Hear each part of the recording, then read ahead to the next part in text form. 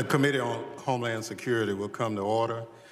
What I'd like to do is, for the members of the press, we're going to ask that you part where you are right there and get to the side. Take your pictures as you like, but before we begin, we'd like to accommodate the public behind you.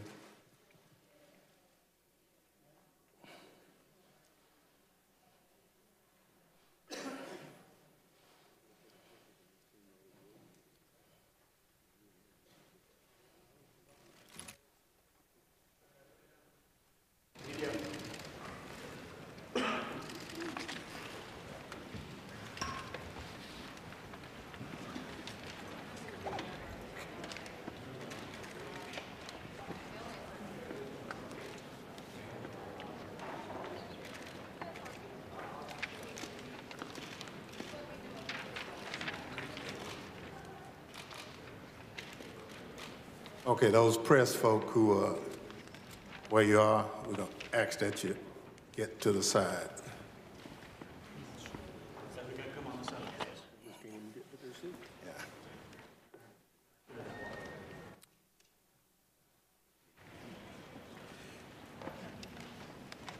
The committee is meeting today to receive testimony on the way forward on border security.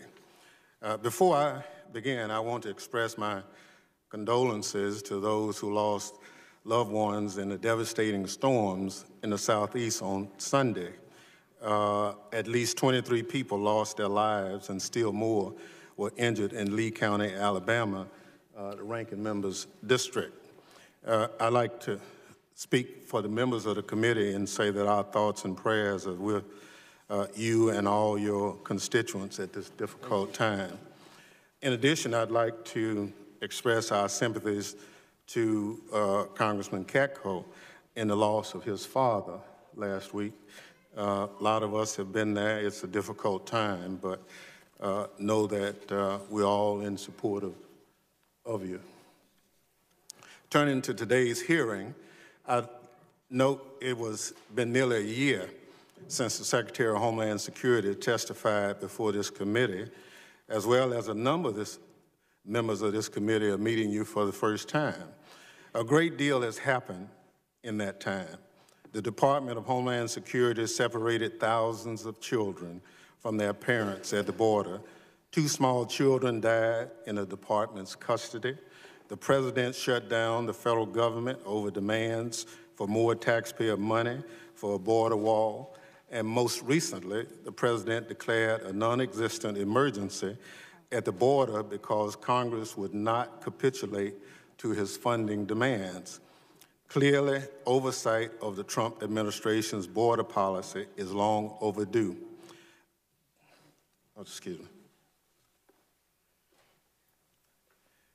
Under my chairmanship, the days of lax oversight of the department by this committee are over. With the hope of informing our hearing discussion on January 4th, 2019, I wrote to Secretary Nielsen asking for documents related to the border wall, the department's interference with asylum seekers at ports of entry, separation of families at the border, and treatment of children in their custody. More than 2 months later, the committee has only received a handful of the requested documents. This is unacceptable. The committee needs this information for its oversight, and the department's failure to provide it raises further questions about this administration's credibility. Let me be clear. I'm prepared to use the tools at the committee's disposal to obtain the information if the Secretary fails to comply. Today, we will look at what the administration has said and done about border security and line it up against the facts. When it comes to border security, what the American people have heard from the Trump administration is misleading at best. The Secretary has said the administration had no policy to separate children from their parents, but internal memoranda makes clear she was aware the administration's policy would require families to be separated. No amount of verbal gymnastics will change that she knew the Trump administration was implementing a policy to separate families at the border. To make matters worse, the administration bungled implementation of a cruel plan, losing track of children and even deporting parents to Central America without their children. The department also began limiting lawful asylum seekers presenting themselves at ports of entry, driving desperate families into more remote parts of the border and overwhelming border personnel and resources in those areas. Tragically, 2 young children died when they became ill in custody. Shortly thereafter, the president shut down the government and declared a border emergency, an emergency that does not exist, to get more funding for a wall. The president himself admitted there's no emergency, even as he was announcing his declaration saying, "I didn't need to do this, I just want to do it faster." The president wants to build a wall so there is something to point to or have his picture taken in front of to convince the American people he has border security figured out. Real border security cannot be achieved by building a wall on the southern border, blocking asylum seekers, or separating children from their parents. These things are simplistic solutions that may have political appeal for some, but offer little security value, if any. Indeed, focusing on the southern border to the exclusion of threats elsewhere undermines Homeland Security. Today, the Secretary can choose whether to be complicit in this administration's misinformation campaign, or she can correct the record and start a serious discussion about the way forward on border security. For the sake of our country, I urge her to choose the latter. The chair now recognizes the ranking member of the full committee, the gentleman from Alabama, Mr. Rogers, for an opening statement. Thank you, Mr. Chairman. I appreciate you calling us here today, and thank you, Secretary Nielsen, for being here and for your service to our country. I do appreciate the chairman and his acknowledgement of what happened in my district on Sunday. It really is breathtaking when you go down and see the devastation of a tornado that was nearly a mile wide and stayed on the ground for 70 miles. As the chairman said, we have 23 dead, 90 injured, and more than 100 homes just completely destroyed. This committee should take a lot of pride in the fact that we've made a difference in this country over the last 15 years. The first responders were just wonderful. Our local first responders, many of whom have gotten training through federal money, were flawless, worked their hearts out. FEMA did a great job. They were ready to go yesterday nearby, kept us informed, and I know they're going to do a great job in the rebuilding. But we make a difference in what we've done in preparing first responders around this country. I know the governor's been in touch working with EMA and the FEMA officials, and they're going to do a great job. But I appreciate your prayers as we try to start the rebuilding now that we've finished the search and recovery. With that, thank you, Secretary Nielsen, for everything your department's doing to assist the citizens of Alabama's 3rd Congressional District. This hearing comes at an important moment. There is a growing crisis at our southwest border. First, changing demographics have created extraordinary challenges for our Border Patrol. In the past, most illegal border crossers were young Mexican men, and our laws allowed us to swiftly return them back to Mexico. Today, we're seeing massive rise in the number of families and unaccompanied children from Central America and beyond. Human smugglers are exploiting the loopholes in our laws and taking advantage of our broken immigration system. Smugglers are telling vulnerable families that their child is their, quote, visa to stay in the United States if they turn themselves in at the border. The smugglers' propaganda is working. Already, family apprehensions in fiscal year 2019 are more than 800% higher than 2013. We're also seeing migrants arriving at the border in groups of record sizes. These massive groups overwhelm everything from the remote Border Patrol stations to busy ports of entry. 70 groups of more than 100 migrants each have been apprehended by the Border Patrol since October of last year, just 5 months, 70 groups. And some of these are just not just 100, they're thousands. And if you're curious, 2 years ago, we only had 2 groups of more than 100 people. That's happened in a short amount of time. Migrants arriving at our border have had a long and arduous journey. The smugglers and traffickers that advertise a ticket in the United States don't care about their victims' well-being. They only care about making money. They lead these migrants into dangerous conditions without a second thought. As a result, Border Patrol projects projects a 158% increase in migrants needing medical treatment for when they crossed the border from last year.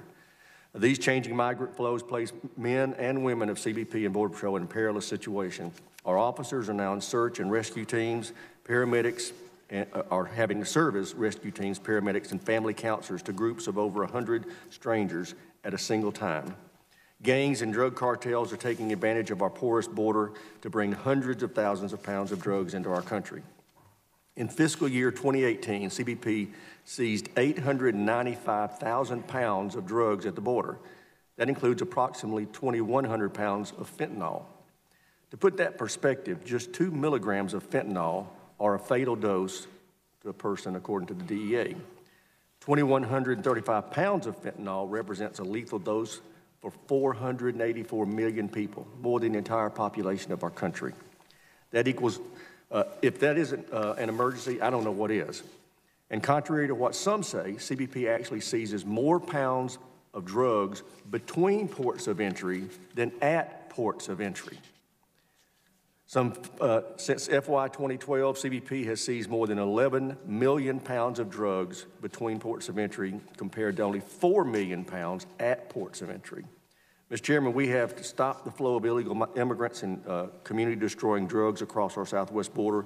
We must put an end to the transnational gangs that profit off these illegal enterprises and bring crime to American streets. The only way to do that is to secure the border. And we need an all-of-the-above approach to border security that includes manpower, 21st century technology, and barriers. With this approach, we will deter human trafficking, human smugglers, and others from crossing hundreds of miles of open desert with innocent children and putting those children in grave danger. Fewer drugs will make it into the United States, saving lives and making our community safer. We know an all-of-the-above approach works. In areas where we have built a wall system, illegal traffic has plummeted. In San Diego, illegal traffic dropped 92% after the barrier was erected. In El Paso, illegal traffic dropped 95%. And in Tucson, illegal traffic dropped 90%. Let's build on this success. Border security and keeping Americans safe used to be priorities for both our parties. I've been on this committee since, just like the chairman, since its inception. We never argued about whether barriers worked until Donald Trump wanted them. This is not rocket science. Now that many of my Democrat colleagues are going to be calling for the abolition of ICE, and I don't understand that. Rather than use this hearing to score political points, I encourage my colleagues to take this opportunity to hear from the Secretary herself about the challenges at our border and what the committee can do to address the changing dynamics as I've just described.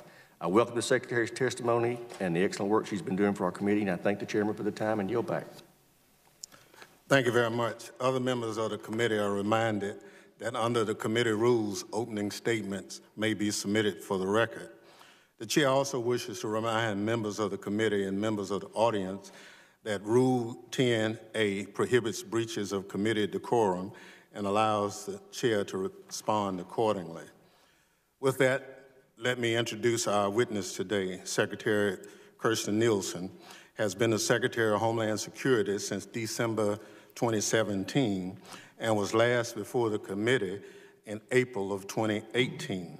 I want to thank her for joining us today and look forward to her testimony. I now ask the Secretary to rise and be sworn in. Please raise your right hand.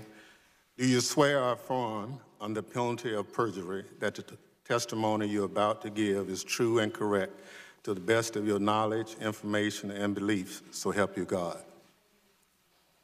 I want to thank the Secretary. Without objection, the witness's full statement will be inserted in the record. I now recognize the Secretary to summarize her statement for 5 minutes. Chairman Thompson, Ranking Member Rogers, and distinguished members of the committee, it is my honor to appear before you today.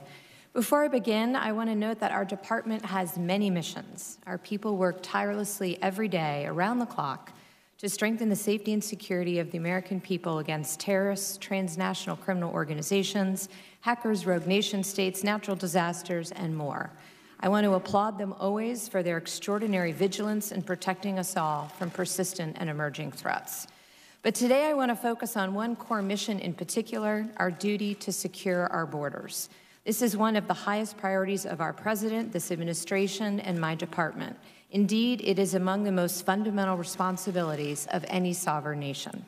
I want to start by stressing that our country remains a beacon of hope, freedom, and opportunity to the world. We welcome more immigrants, temporary workers, and foreign travelers every year than any other nation on earth. Each year, more than 1 million people become lawful permanent residents of the United States.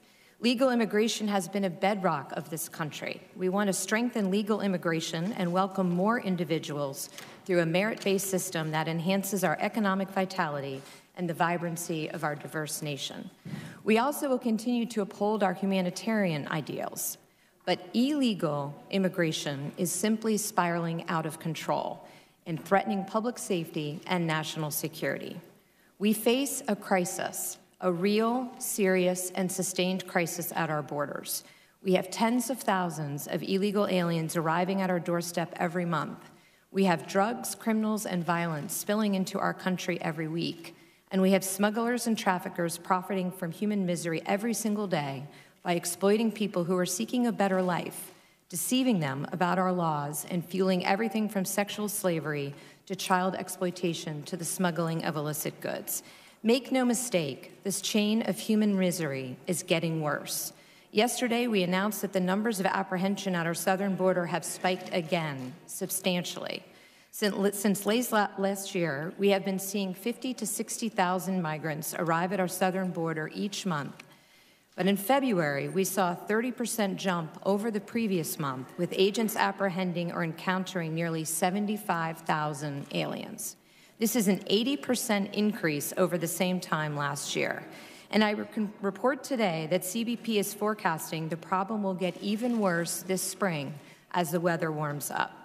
The projections are dire. The agency is now on track to apprehend more migrants crossing illegally in the first 6 months of this fiscal year than the entirety of FY17. And at the current pace, we are on track to encounter close to 1 million illegal aliens at our southern border this year. Our capacity is already severely restrained, but these increases will overwhelm the system entirely. This is not a manufactured crisis. This is truly an emergency. What's different about the current migrant flows, and this is important, is not just how many people are coming, but who is arriving. Historically, illegal aliens crossing into the United States were predominantly single adult males from Mexico with no legal right to stay, and who we could quickly detain and remove within 48 hours. But in recent years, we have seen the numbers of vulnerable populations, children and families, skyrocket. Over 60% of the current flow are family units and unaccompanied alien children, and 60% are non-Mexican. Because of outdated laws, misguided court decisions, and a massive backlog of cases, we are often forced to release these groups into the United States, and we have virtually no hope of removing them in the future. And importantly, our ability to help those truly in need is severely limited. The vast majority of these individuals are from Central America. While many of them initially claim asylum and are led into the United States, only 1 in 10 are ultimately granted asylum by an immigration judge. Unfortunately, when it comes time to remove the other 90%, they have often disappeared into the interior of our country. Smugglers and traffickers have caught on, realizing that the outdated laws, lack of resources, and bad court decisions effectively give them a free ticket into America. Information about the weaknesses in our system have spread quickly in Central America. In fact, they are advertised.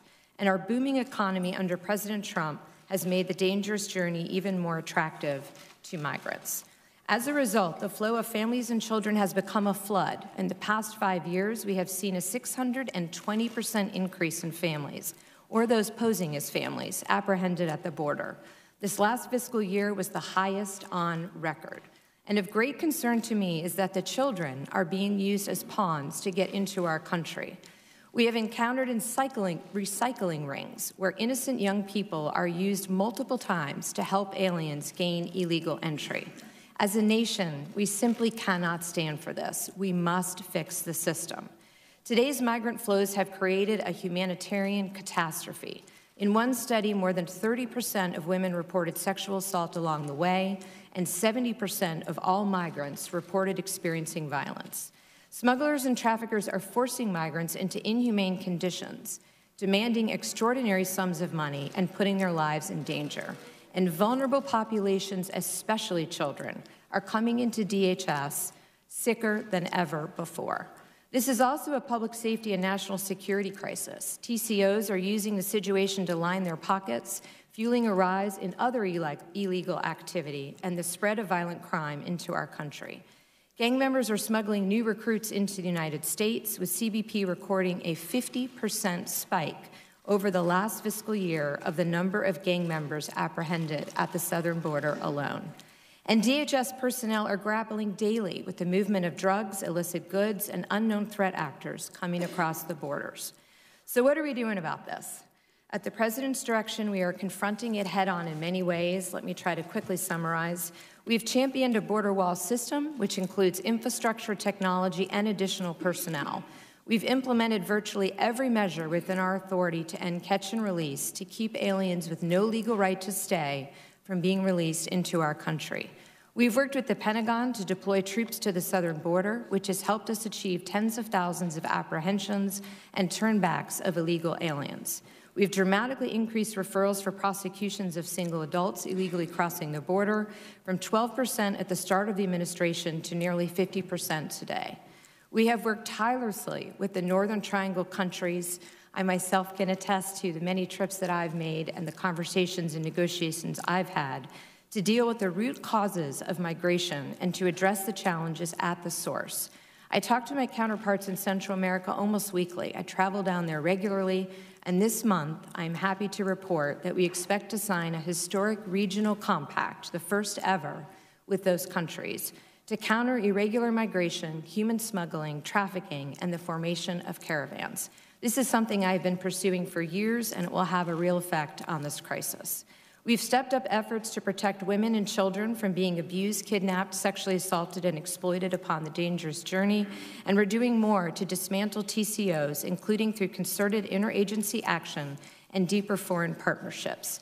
We've intensified operations to seize illicit drugs, especially opioids, as they are smuggled into the U.S., including through the deployment of new technology. We're putting in place important measures to reduce asylum fraud so we can better help those who are truly fleeing persecution. This includes having certain individuals wait in Mexico until their claims are processed and where they are afforded humanitarian protection to ensure that the flow is safe and orderly. But it's simply still not enough. We need Congress to act so that we can take operational control of the border, as Congress directed us in law to do, to protect vulnerable populations, to reduce the life-ending flow of drugs into America, and to confront the scourge of human trafficking. Without congressional action, America's borders will never be secure. Until we deal with the outdated laws that contribute to this problem, the situation will only get worse. Simply put, the laws are not keeping up with the migrant flows. The gaps in the system are obvious. Just as laws must be revised to address technological advances and emerging threats, so too must the laws be changed to address vastly different circumstances at the border. If migrants arrive with children, we can only detain them for days and then we have to release them. Even when they have no legal right to stay, we cannot keep them together as a family. Please summarize your statement. Please. So what do we need? We need Congress to change the law to promote family unity, to ensure the safe and prompt return of UACs back to their home countries, and to close loopholes that allow dangerous criminals to get released into our communities. I'm happy to, in response to questions, talk more about our activities with the Northern Triangle, but I would just like to conclude my remarks by asking for Congress to work with me. I'm happy to meet with anyone that has a suggested solution. No rational person would design an immigration system like we have today. It's dangerous for Americans, it's dangerous for migrants, it undermines our nation's values, and it fails to uphold our fundamental obligations to the American people.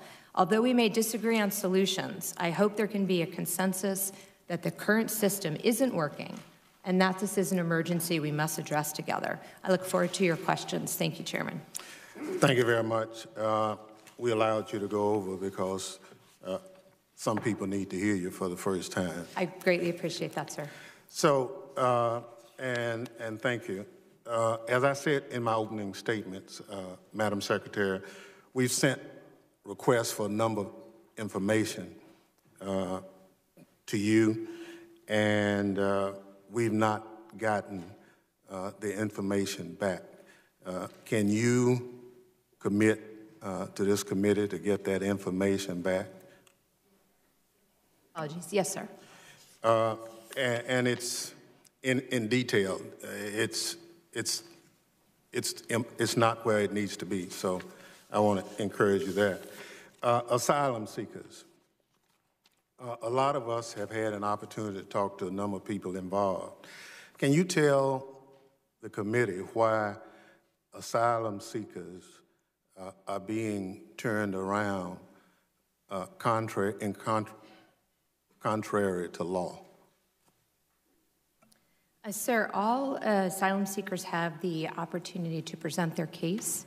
We're not turning anybody around. What we are doing is exercising statutory authority that enables us to, in conjunction with Mexico, to return to Mexico migrants who have arrived from that country to await their processing. This is to assure a safe and orderly flow and to ensure that their humanitarian rights are protected. So your testimony is that, to your knowledge, no one presents themselves for asylum and is not presented their rights as to what they have to do. Our policy and processes when we encounter, as you know, an alien is we do provide them with information on their legal rights, their ability to access counsel. I'm not sure if you're referring to credible fear. If you do not pass that initial credible fear screening, obviously then you do not, you can appeal that, but generally speaking, you do not go on to meet before an immigration judge for your asylum claim. So is that something you do in writing or you do it orally? Both. They are presented with information in writing, and then we also, of course, advise them orally. Can you present this committee with the written direction that asylum seekers receive from your department when they present themselves? Yes. The other situation is the president made a comment that he really didn't need to do the emergency declaration. He just wanted to do it faster. Do you have any information for the committee as to what he was talking about? My conversations, of course, with the president, generally speaking, are protected under privilege. But what I would say is his explanation in general and public has been that he hoped Congress would act, that it didn't have to come to issuing an emergency declaration if Congress had met his request to fund the resources that CBP has requested.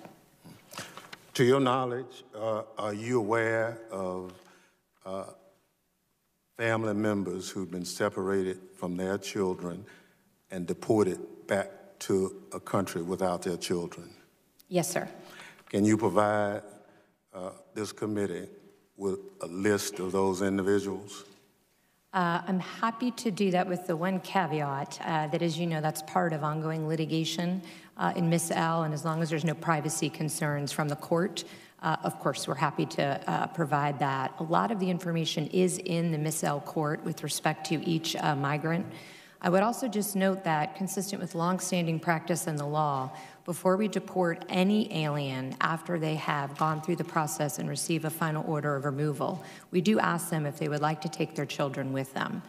At that same time, their consulate or embassy, for purposes of issuing them travel papers, also asks them, would you like to be removed with your children as you're removed? As part of Miss L, the judge also asked us to go back and ask the parents again in conjunction with the ACLU, which we did. So there was no parent who has been deported, to my knowledge, without multiple opportunities to take their children with them. So is this with counsel present? I'm sorry? Is this with their attorney present?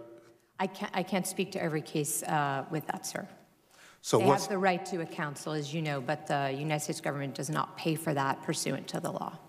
So explain how one would acquire counsel if they don't know it. We give them lists of available resources, legal resources in the area. We work closely with the NGOs to ensure that they understand the options for that. And then certainly when they work with the consulates and embassies as part of that removal process to receive the travel authorization, the embassies and consulates also provide them with information and ability to access counsel. Some of us have had an opportunity to see some of the enhanced barriers being placed on ports of entry. We tried to find a policy directive that said we should close lanes and put barriers on those concrete barriers and barbed wire. Are you familiar with any such policy? The general direction for the safety of the migrants and the officers who work at the ports of entry is to ensure a controlled environment, particularly after we saw the violence from one of the caravans in the fall. Many of the local border chiefs, the OFO officers at the ports determined what was needed to ensure that there was safety and security at the port. So that's for the migrants, that's for the officers. So generally speaking, that was done on a case-by-case situation with the overall direction to ensure the integrity and safety of that area. So there's no written policy? It's not a policy, sir, per se, but the direction is clear to protect officers and migrants and ensure a safe and orderly flow. To do that, we have to make sure that the migrants go through the designated area. So the enhancements to the port of entry was to disable them from at their own risk, which we have seen many times, run across lanes of traffic or try to go around a port of entry. Thank you. Chair now recognizes the ranking member. Thank you, Mr. Chairman. I want to follow up on something you referenced in your opening statement and then the chairman probed you on to more fully understand this asylum seeker circumstance. You made reference in your statement that for many of, well, first of all, that 90% of the asylum seekers are denied when they actually finally have their hearing. The other, and those 90% generally have already blended into the society. We can't get rid of them.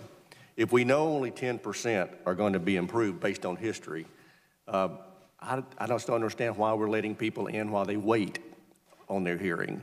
You made reference in your statement that many of them are allowed to stay in Mexico until their hearing date. My question is, why aren't all of them required to stay in Mexico until their hearing date?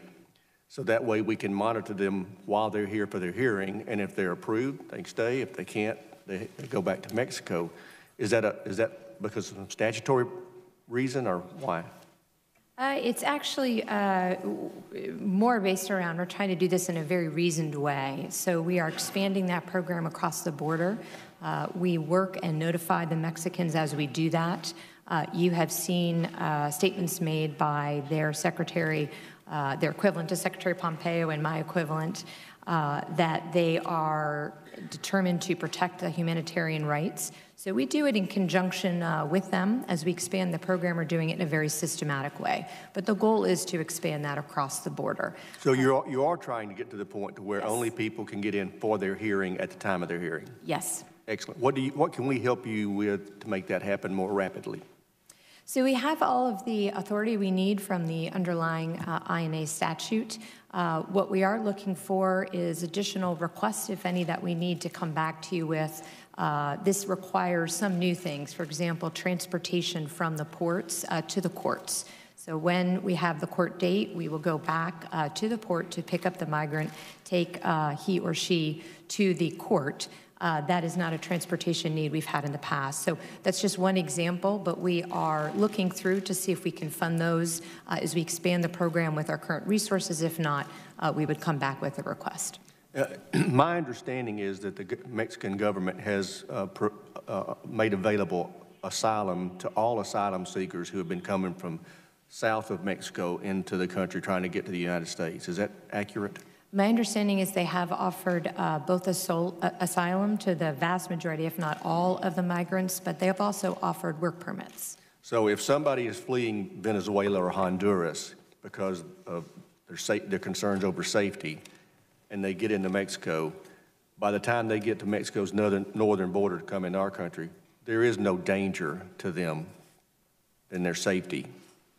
My plea to anybody that chooses to take this journey is to please seek protection as soon in the journey as possible. It's an extraordinarily dangerous journey. So my advice to migrants throughout the region is please accept protection as soon as possible. Okay. I'd like to give you some time. You made reference to the Northern Triangle that you, in your opening statement, that you'd like to talk more about it. Would you tell us what you had in mind? Sure. So beginning about 9 months ago, I had traveled to the region many times between the border and the Northern Triangle in Mexico. I've been there about 25 times and have had multiple discussions with my partners in the Northern Triangle. What we're working on together are ways to dismantle transnational criminal organizations, to identify the criminals who are preying on the vulnerable populations, to work with international organizations such as UNHCR to increase asylum capacity in the region, to make sure that we're sharing information so we understand who is in the flow. That latter relates to the increases in special interest aliens that are in the flow, and to make sure that we can keep families together. So how can we design a system that begins at the start to make sure that migrants are protected and they don't need to take this dangerous journey? Great. Do you know how much the smugglers charge people to get across the border generally? So it varies. Our estimates, and then most recently as last week, what we heard from Mexican counterparts is about $6,000 a migrant. It's more for families. To your knowledge, do they coach the migrants as to what to say when they get to the border to be able to get in? We have seen instances, absolutely, throughout the region where they are provided information on pieces of paper.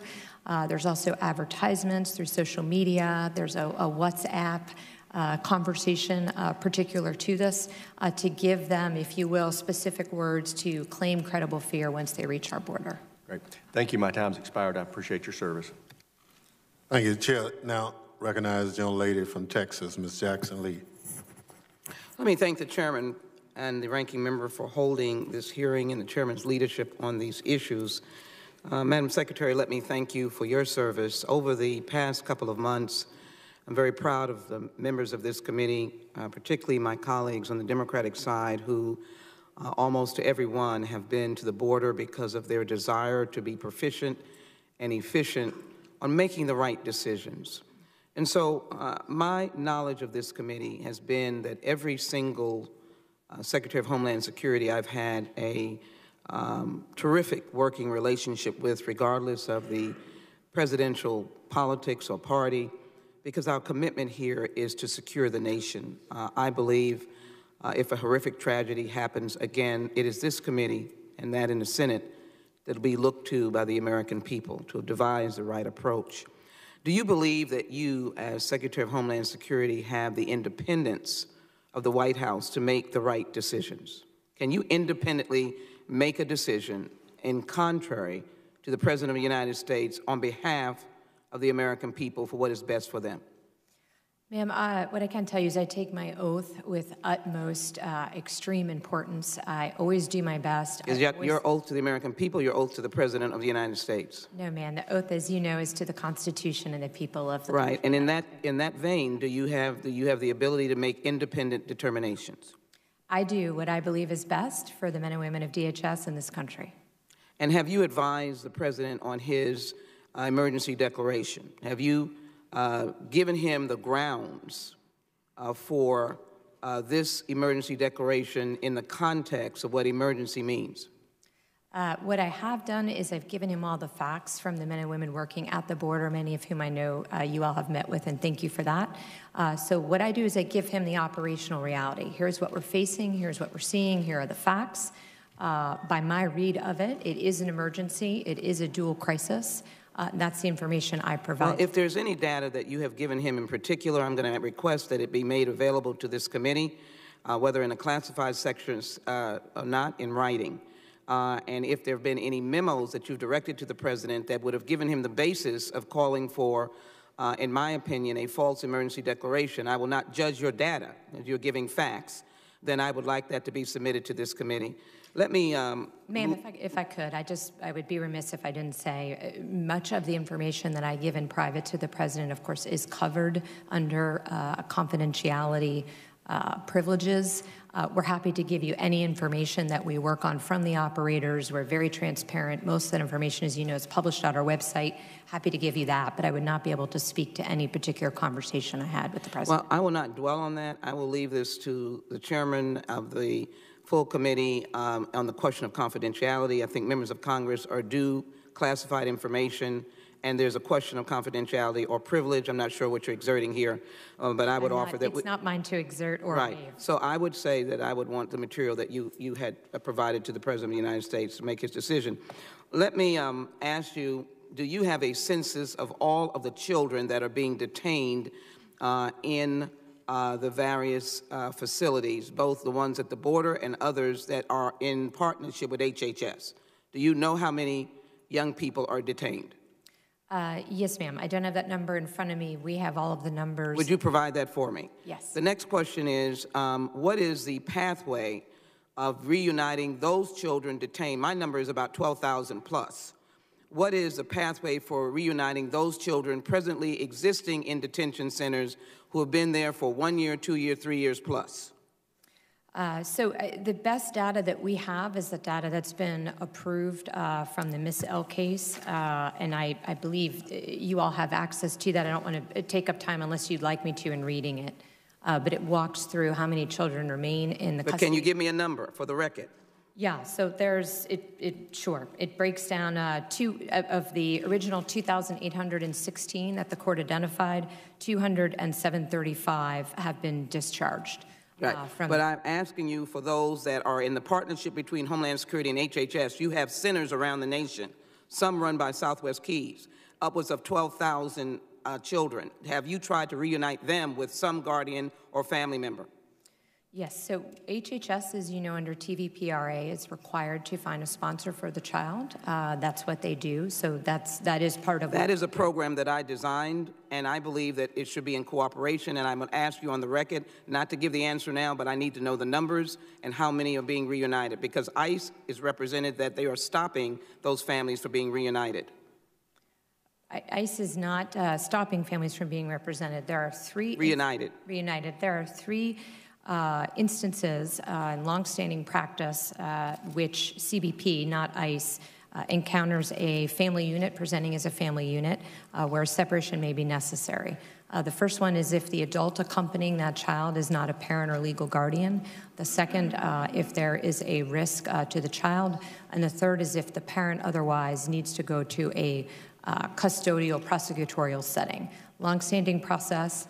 The numbers are not high, happy to provide them with you, but that is what CBP does at the border for the protection of the child. Mr. Chairman, thank you. I'll have questions for the record. Thank you. And the answers have not been given. Thank you so very much. Thank you very much. Chair recognizes the gentleman from New York, Mr. King. Thank you, Mr. Chairman. Secretary, thank you for your service, and I appreciate you being here today. I'd like to focus, if I could, on unaccompanied minors, specifically involving MS-13.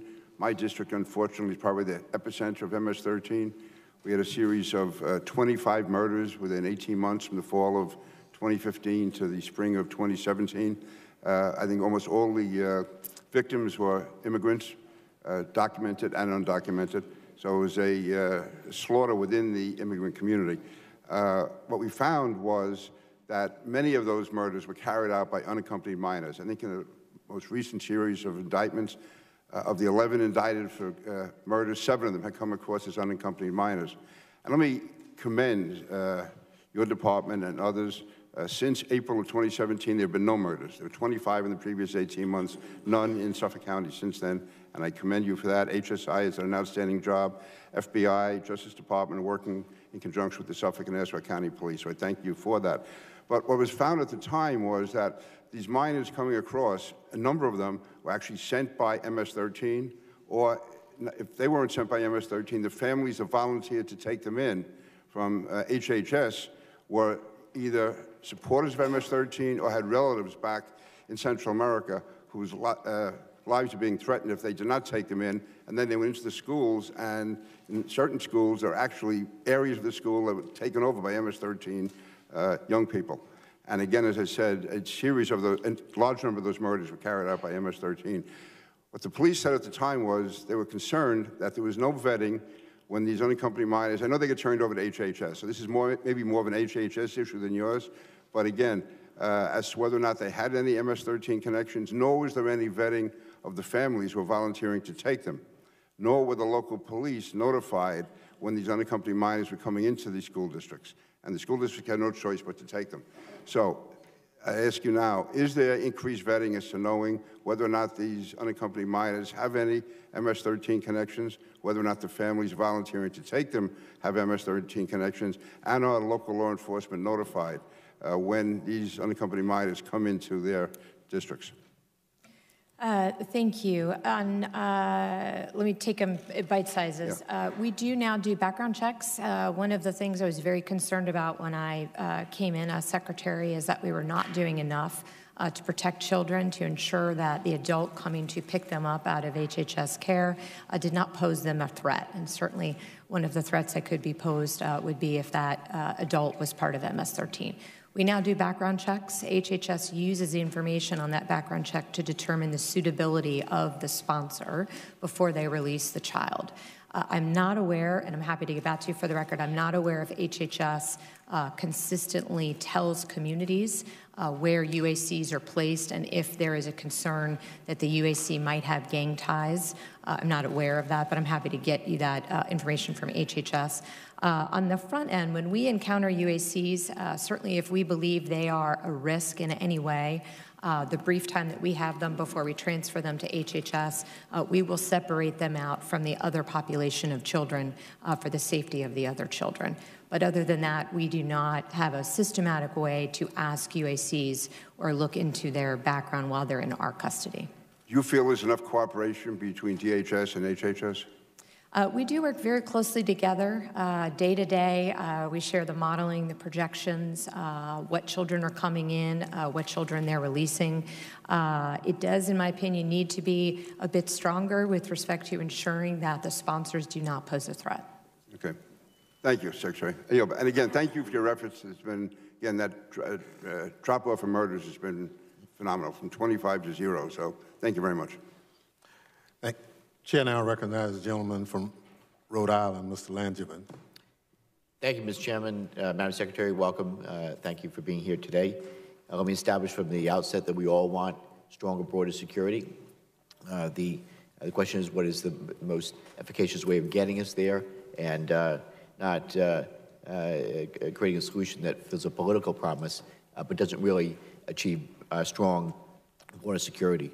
So I want to just follow up on an issue brought up by the chairman earlier regarding border crossings. And look, I've long held that and have an interest in ensuring that we're making policy based on sound data and credible threats. So it is my understanding, and you've testified some of this morning, that your department keeps accurate statistics of the number of apprehensions at the border. Is that correct? Apologies, yes.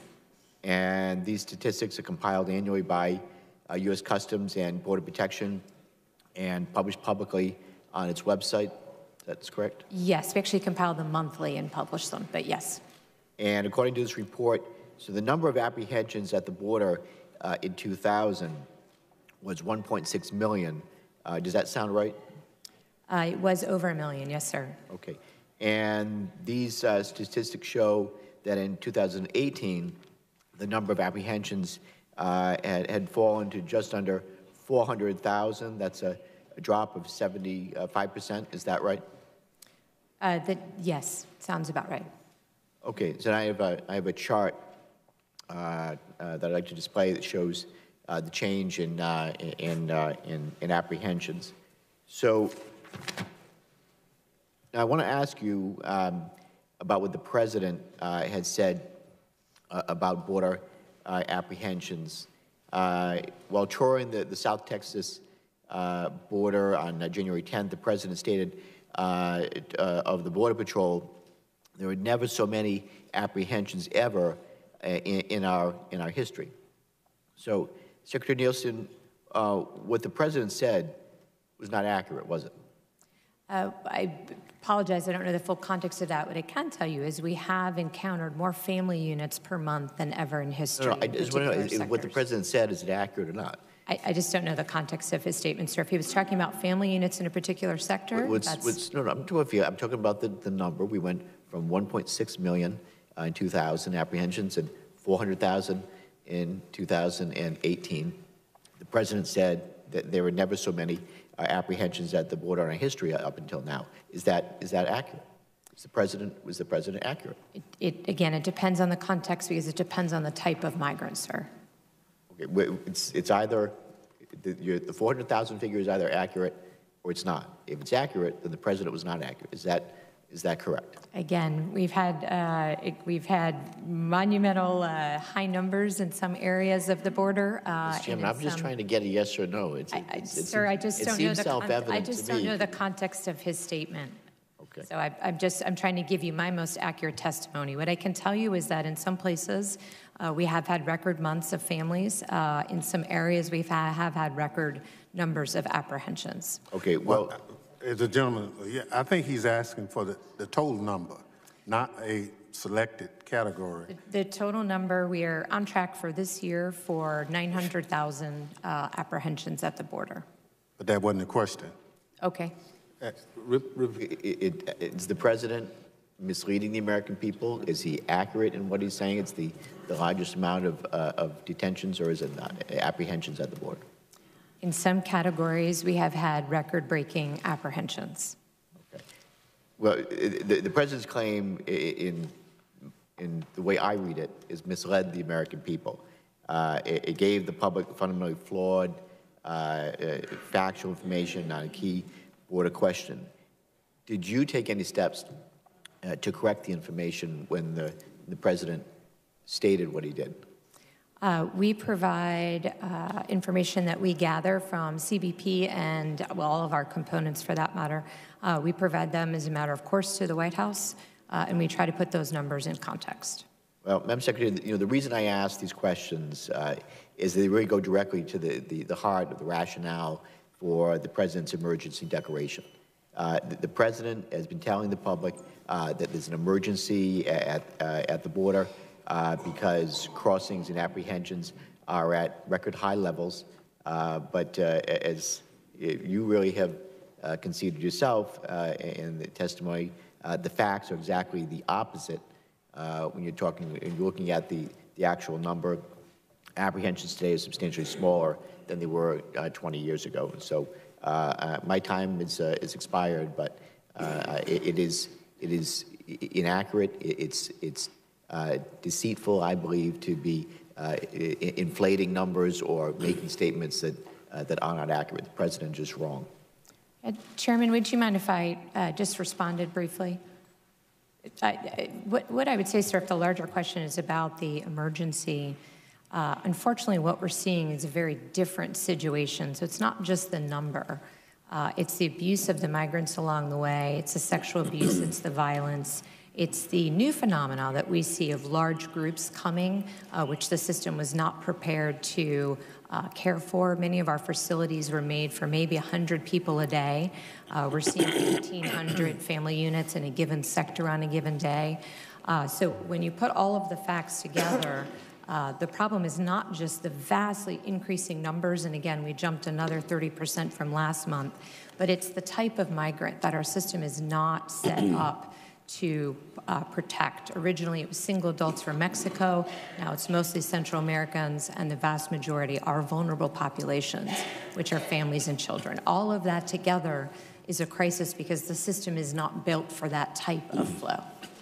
Well, Mr. Landsman, we'll follow up with some more direct information on that. And I would ask the Secretary if yes or no would be very helpful in some of the questions that you asked. And I think that's what Mr. Landsman was really trying to get to, not anything else. Chair recognizes the gentleman from Texas, Mr. McCall. Thank you, Mr. Chairman and Madam Secretary. Welcome to this committee. I've been following the border probably longer than I care to. Back when I was U.S. Attorney, Western District of Texas, to 15 years on this committee, chairman of this committee. Hard to get a good solution. But I can tell you, at least as I see it, and I just want to get your understanding that the threat has changed. It used to be in the old days we had predominantly males crossing for work. Now we have more family units than ever crossing because the coyotes understand the legal loopholes that we talk about, and they now know how to exploit them, and they're making a heck of a lot of money off it in the process and putting children in harm's way up that dangerous journey as they go northbound. In fact, in February, I think the apprehensions were 76,000 immigrants that were apprehended at the border. Then you throw on the fentanyls, the meth labs, dangerous drugs coming into this kind of human sex trafficking. I think it is a crisis. I think the president's correct in saying it's an emergency and that we need dire action now. I'm disappointed we didn't pass the Goodlatte-McCall bill last November. I think it would have solved a lot of these problems. But there were about every Democrat voted against it and 20 Republicans voted against it. That was a historic opportunity, and here we are talking about this problem when we know that the laws are the magnet that draw them into the United States of America. And until Congress acts, and I look at you and I feel not sorry, but it's not your fault. It's Congress that's failed to act to solve this problem. And until Congress acts to solve the problem, we're going to continue to have this constant problem on our border. I think the president's doing everything he can in a creative way as well to get security down there that I think is very important. But I want to also talk about root causes. You talk about the Northern Triangle. You spend a lot of time down there. I'm going down with put my foreign affairs hat on. The chairman of the Foreign Affairs Committee and I are going down to Colombia, to Venezuela. You have 3 million migrants coming out of Venezuela into Colombia, and they're probably going to start heading up north. This is a humanitarian crisis at its worst. We're going down there, and we're also going to go to the Northern Triangle. Can you tell us the latest on the Central American Security Initiative and how we can stop these families from making, paying $6,000? You must be very desperate to say, here, Coyote, I'm going to give you $6,000 to take my child up north. Very desperate situation. What can we do to stop that desperation? I would just, in the time that I have, let me just give you a couple examples, and I can also refer back to a question that Congresswoman Jackson Lee asked me. The number of unaccompanied children is part of the humanitarian crisis. These are children whose parents decided to send them alone on a very, very dangerous journey at the hands of, most often, smugglers and coyotes or traffickers into the United States. What we hear from the Northern Triangle governments, they have said this publicly, I am sure that they will tell you when you visit them, is they want their children back. Our laws uniquely allow us to send Mexican children back home after they have gone through a process and do not have a legal right to stay. But under the law, we cannot send children from other countries back, except for Mexico and Canada. So the Northern Triangle governments have said to us, they will say to you, please send us our children back. We want them reunited with our families and communities here. We don't want the smugglers to be able to convince parents to send their children on this perilous journey where they are absolutely victims of violence and abused. As you know, sir, very unfortunately, because of the increase in violence at ICE, when we have families with children, we have to give every girl a pregnancy test over 10. This is not a safe journey. So I ask again that we change the law, we treat all children the same, and we afford them the opportunity to go back home if they have no legal right to be in the United States. The other part of this that I think we need to do is we need to find a way to be able to keep families together. Families need to be able to be kept together, go through the process. If they have a legal right to stay, we will welcome them here. If they don't have a legal right to stay, the most humanitarian thing to do is to remove them efficiently and effectively. Both of those changes we need from Congress. Thank you, Madam Secretary. I see my time has expired. Thank you very much. Chair now recognizes the young lady from New York, Ms. Rice. Thank you, Mr. Chairman. Madam Secretary, I just want to ask you to qualify a question that was asked before. Can you confirm that there has never been a parent deported under your tenure without finding out if they want their children to go with them? Simply yes or no. Can you confirm that? To the best of my knowledge, every parent was afforded that option. Okay. Secretary Nielsen, on June 17th of 2018, you tweeted, "We do not have a policy of separating families at the border, period." Then Attorney General Jeff Sessions announced the Justice Department's zero-tolerance policy to prosecute all individuals who cross the border outside of ports of entry, and he made that announcement on April 6th of 2018. In a memo to you dated April 23rd regarding the Justice Department's zero-tolerance policy, CBP Commissioner Kevin McAleenan, USCIS Director Francis Cisna, and then ICE Acting Director Thomas Homan stated DHS could also permissibly direct the separation of parents or legal guardians and minors held in immigration detention so that the parent or legal guardian can be prosecuted pursuant to these authorities. Did you read that memo, yes or no? Yes. Did you concur with this assessment made by your component agency leaders, yes or no? There many assessments in there? I concurred with their recommendation on what to do to increase consequences for those crossing the border illegally. The piece that I just read, do you concur with that? I'm sorry, could you read that particular? DHS could also permissibly direct the separation of parents or legal guardians and minors held in immigration detention so that the parent or legal guardian can be prosecuted pursuant to these authorities. That specific statement. As I understand it, we have the legal authority to do that, yes. Did you agree with that? What I agreed to do is to... No, did you agree with that assessment that they made? That wasn't a recommendation, ma'am. It's a legal statement. We do have the legal authority to do it as I understand it. Were you aware that the zero-tolerance policy would lead to minors being separated from their parents, yes or no? As we increase consequences for those who break the law, just as everywhere... Look, I have such limited time, Madam Secretary. Okay. I'm sure you can appreciate that. As a consequence for a parent going to jail, we in this country do not take the children to jail. Okay. So I take that as a yes, that you understood that the zero-tolerance policy was going to lead to minors being separated from their parents. As it has in the last 3 administrations. Yes. Okay. So the answer is yes. At the end of February, BuzzFeed News reported that you did not issue guidance on how to implement the zero-tolerance policy until May 4th, which was about a month after the Attorney General Sessions announced the policy. Did you discuss this policy with Attorney General Sessions before he announced it on April 6th, yes or no?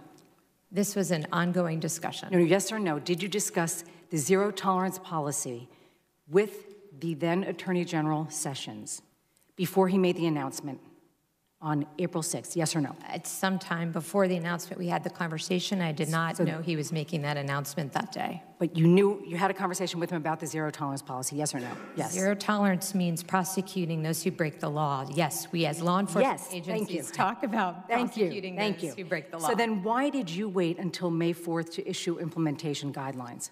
Because we wanted to work within the department to ensure we could do it in a appropriately safe way with compassion. As you mentioned, the memo from my component heads came April 23rd. I then issued, after many consultations with them, the direction to increase prosecution between ports of entry, which is the only place where that's against the law, for all adults coming across the border illegally. Well, we all know the results of the policy and the compassionate or lack of compassion. Ma'am, it's not a policy, it's the law. We enforce the law. The policy is a policy. You just talked about discussing that policy with the then Attorney General. So I have 1 minute left. I have 3 quick questions. During your tenure as Secretary, how many times have you waived environmental regulations required under the Endangered Species Act for border barrier construction? There are multiple laws that we look at. I can get I'm asking you specifically about this and I'm trying to answer it. I believe 4 or 5, but I will get you the exact answer. During your thank you. During your tenure as Secretary, how many times have you waived environmental regulations under the Clean Water Act for border barrier construction? It would be the same number. Again, I'm happy to get you the exact number. Okay. And during your tenure as Secretary, how many times have you waived environmental regulations under the Clean Air Act for border barrier construction? It should be the same. I'll get you the number. Okay, thank you. Thank you, Mr. Chairman. Thank you very much. Chair now recognizes gentleman from New York, Mr. Katko. Thank you, Mr. Chairman, and thank you for the kind words about my father. I very much appreciate it. Welcome, Ms. Nielsen. It's nice to see you again. I have a rather unique perspective on the border, and I know a lot of people are going to be talking about the immigration component, but the crisis is just not with respect to immigration. It's with respect to the drugs that are pouring across this border and that are killing our kids at a rate of 5 an hour for heroin alone, which is frightening. And one of the big components of that is fentanyl.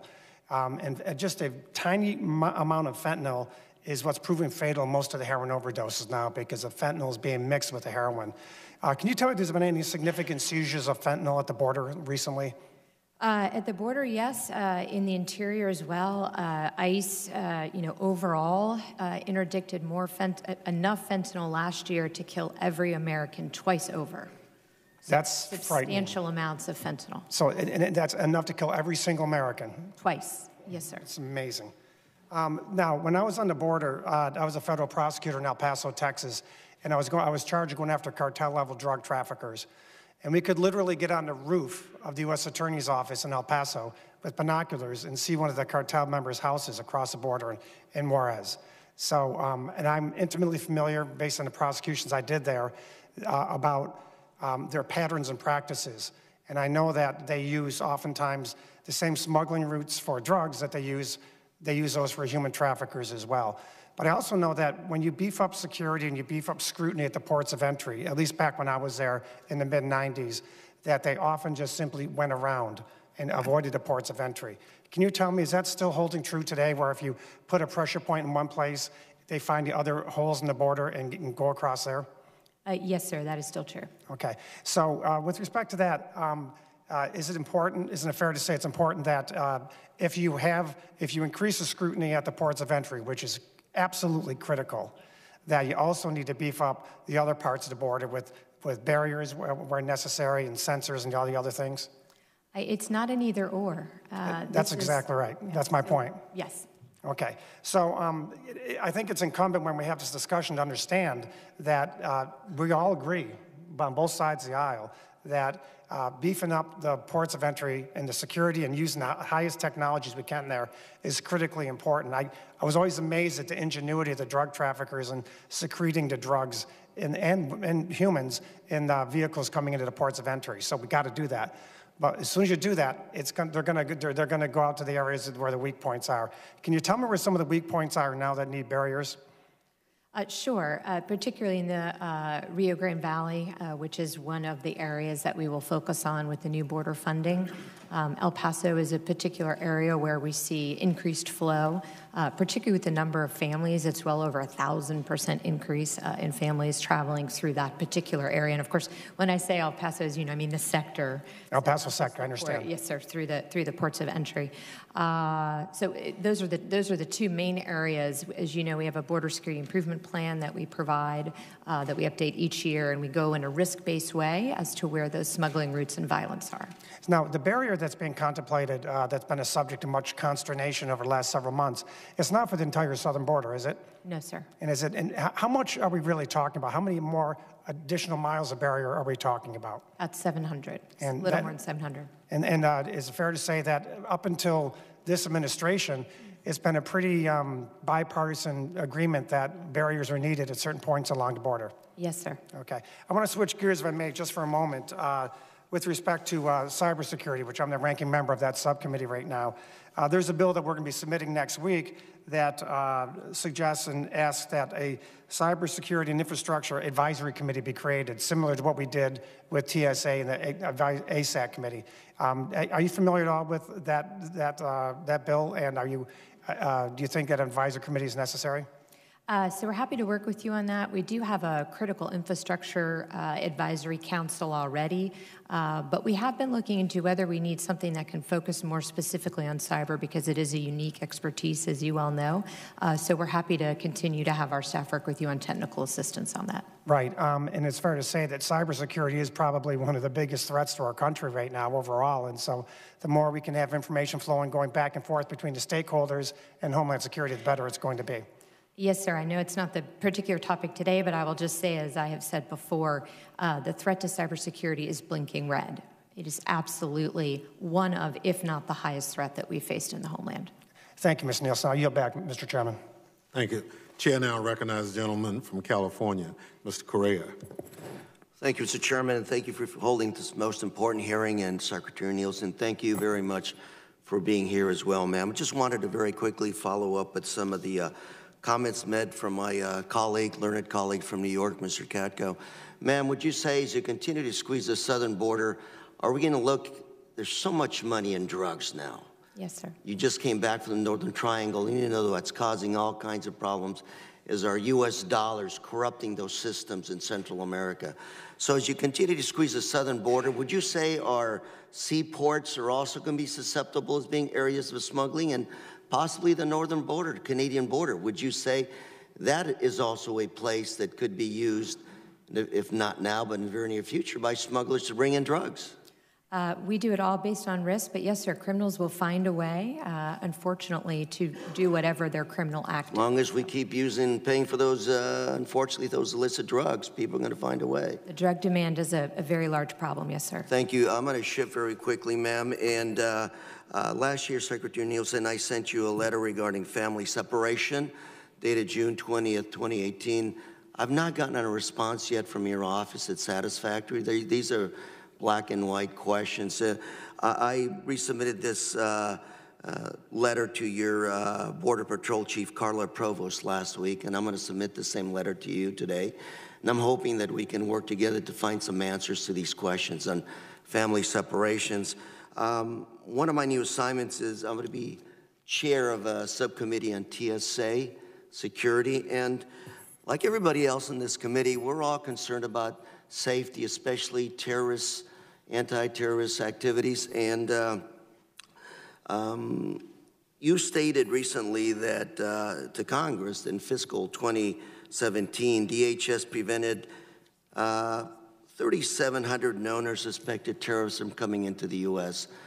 I think most of these were being stopped at our airports. Is that correct? Yes, sir. Something like 3,700 were actually stopped by our TSA agents at airports, maybe less than 100 southern border, less than 10 at the southern border, and more like 100 at our northern border. Does that sound about right? The majority were through the air environment. The only thing I would just add is many of them are actually identified by CBP as part of the vetting before they travel. So they're either stopped from traveling or, as you say, stopped by TSA or CBP once they arrive. So this is the work that you do in coordination with other nations around the world. Brazil, I know Brazil's very popular jump-off point to the U.S. in terms of possible suspected terrorists. Brazil has a much more open visa enterprise, and so because of that, yes, sir, we do see it being exploited, unfortunately. The reason I ask this is because I want to do a deeper dive into some of these numbers to really put our resources where we really need to focus on stopping terrorists. In fiscal year 2018, open source reporting by CBP data, only 6 suspects caught at the southern border. And I presume you continue to have the vast number being stopped at our airports.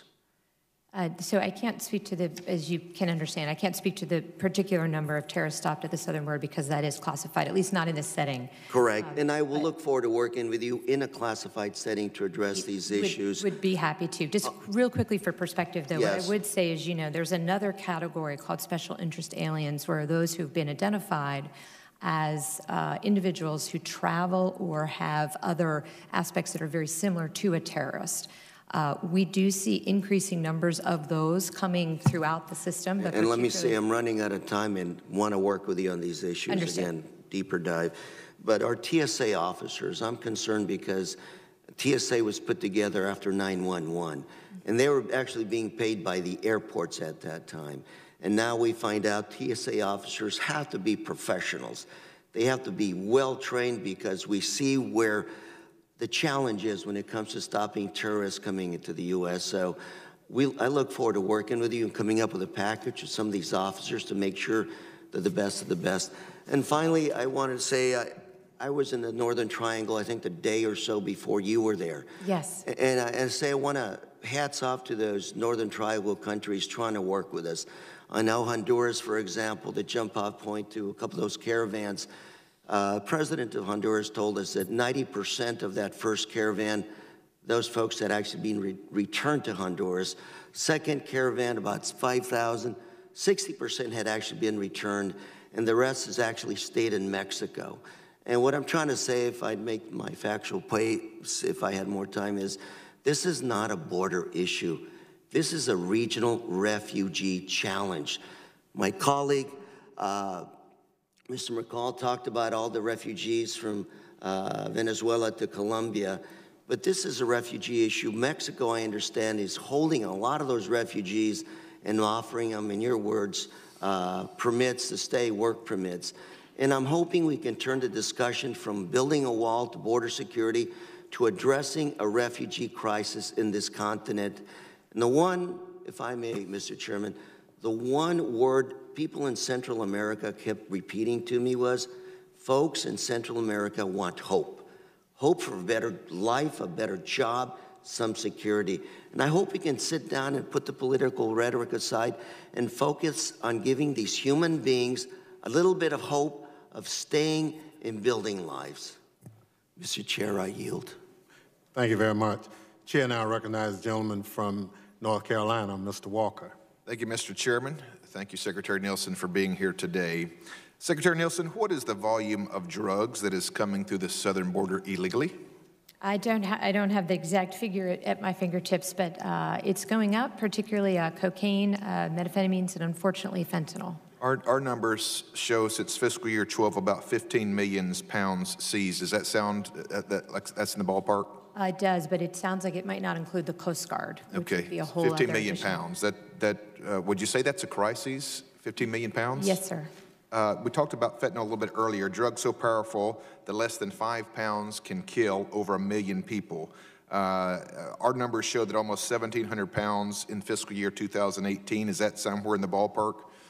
Yes. Would that be a crisis to the DHS? It is, because it's an extraordinary danger to our communities, but it's also a danger to those who are inspecting packages. We've spent a lot of time on training. We had to do a lot of things differently, even for the dogs who were dying just by virtue of breathing the fumes from the fentanyl. We've talked about the massive amount of individuals or people coming across the southern border. Do you have any estimates per year what that looks like? We are on track right now to be at 900,000 this year. Okay. Are apprehensions of family units and aliens of accompanied alien children increasing or decreasing right now? They are increasing extraordinarily rapidly. Family units went up around 30% from last month, and the same for UACs. Those are the two vulnerable populations that are dramatically increasing. Yeah, I think in the fiscal year 2018, the number was 107,000. Already, the first 4 months of fiscal year 2019, that starts in October, is 99,000. Now, have you had a chance to meet former DHS Secretary Jay Johnson? Yes. Okay.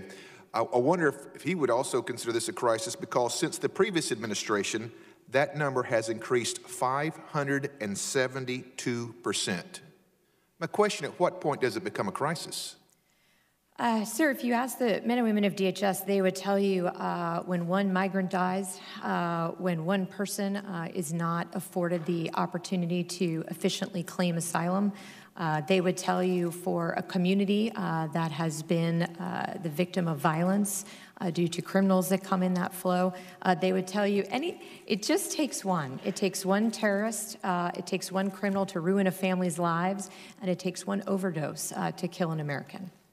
Did you have any idea of the level of how difficult and dangerous the issue was just a few years ago before you took the position, or has this been something that's been sort of a knowledge that you've ascertained since you've been in the position of secretary? I, before becoming secretary, did not have the opportunity to speak in detail to the men and women on the front lines, and no, I was not aware of how dangerous the situation it is. Do you think most Americans truly understand how dangerous this situation is? I do not, no. If most Americans had a chance to go to the border, would they consider this a crisis? Yes, sir, just by the pure numbers coming in and our inability of the system to properly take care of them. What kind of job do you say the men and women that work for Immigrations, Custom and Enforcement, ICE, what kind of job on the front lines are they doing? Extraordinary. They work every day, many times at risk of their own lives. Assaults on Border Patrol agents on Border Patrol officials continue to arise. They do it with compassion. They live in these communities. They enforce the law, but they want to make sure and continue to ask me, to ask Congress to change the law so that the system can be more humane. You know, we talk a lot about as far as people having input who actually are on the front lines doing the work. According to our numbers in 2017, we talk a lot about children, and we should. We should make sure that we restore as many children as we can. I did hear the 3 reasons of why that may be a problem sometimes: prosecutorial, the guardian poses a risk, or there's another issue that you had to take a look at. But according to our numbers, there were 906 children that were rescued from exploitation just in 2017. Does that number match your numbers as well? Yes, sir. Human trafficking, child exploitation are something that we're working on. We're about to release the first ever DHS strategy to combat that. But yes, the numbers are going up. So all of these numbers continue to go up, whether it's the human trafficking, or whether it's the drug smuggling. The former colleague just talked about the more we squeeze the border. Well, evidently, the numbers continue to rise. So as we look at all these numbers, in summary, can you tell the American people that this is not a manufactured crisis, this is a legitimate national emergency? This is a legitimate national emergency. This is a twin crisis, and we can do better as a country. We have to have a system where we can protect vulnerable populations, we can secure our border, which is our sovereign responsibility, we can protect communities while facilitating legal trade and travel. Thank you, Mr. Chairman. Thank you. Chair now recognizes the young lady from New Mexico, Ms. Tara Small. Thank you, Mr. Chair. Secretary Nielsen, I am the only member on this committee that represents a southern border district. In fact, it includes 180 miles almost of that southern border, and a lot of it is remote, rugged terrain. We've seen in recent months that my district has experienced more migrant families showing up between ports of entry, and such as the Boot Heel of New Mexico. As we've learned through the tragedy of 2 migrant children deaths under CBP custody, most of the CBP facilities near these rural areas aren't equipped to process large groups of migrants. We have to ensure that our agents on the ground have the adequate resources and technology to effectively patrol these areas, keep our communities safe, and provide quality care to the migrants voluntarily presenting at our border. What changes in policies and procedures have you implemented to ensure that CBP can adequately adapt to the rise in people voluntarily presenting at the border and who are showing up at between ports of entry, specifically in these remote areas? So what we've done, I would take it a couple different ways. On the health screening, as you know, unfortunately, particularly because of those remote areas, many of the migrants, when they reach our border, are very sick. So I have worked with CDC, we've worked with HHS, we've worked with the local communities. I've spoken to your previous governor and your current governor about this exact issue. I've asked my bipartisan advisory council to look at this particular issue on families and children and what we can do better. We've increased our medical screening. We screen every child that comes into CBP care. ICE, as you know, if the migrants proceed on to ICE detention, do receive within 7 days a full medical checkup. So we focused a lot on the medical part. In terms of the ability to understand what migrants are coming through remote areas, we're working much more closely with Mexico to identify the flows so that we can have CBP there to rescue rescue them as soon as possible. As you know, we rescued 4,300 in distress last year alone, many of them coming through remote areas where they're dehydrated, they're cold, they're otherwise sick, they haven't had adequate resources and food for quite some time. So we continue to look at all of the processes, but this is something that we are trying to do the best we can within the limited resources that we have. One of the issues that I didn't quite hear addressed there is transportation. And yes. As you know, one of the children who died, part of the challenge was the transportation to a medical facility. So sometimes the hardest but most learned lessons come from past failures. What is the status of the investigation into the deaths of those two children, and when will you release the results of those? So as I understand the status of the investigation, right now it's with the medical examiner. So until the medical examiner in both cases releases their final findings, our Office of Professional Responsibility and our Investigator General cannot complete their report. I did ask this question recently. I have not been able to ascertain from the ME when that will be done, but as soon as that will be done, the other parts of the oversight will wrap up their investigations, and I'm sure they will provide, as appropriate, their findings. Do you have any sense of a timeline? I don't. I've asked, of course, that we do it as quickly as possible. There's some extenuating circumstances there. I think the ME is trying to look at information about the health of the child as they traveled along the journey. So I really don't. I wouldn't want to speak for them. And what can you do to make sure that it happens as quickly as possible? As I can just keep bugging them and ask that we do it very speedily so that we can incorporate any lessons learned into our processes and procedures. Thank you. Are you looking into the policy of metering at the ports and how that might increase the role of human traffickers to take migrants between ports of entry and also drive them to these rural areas?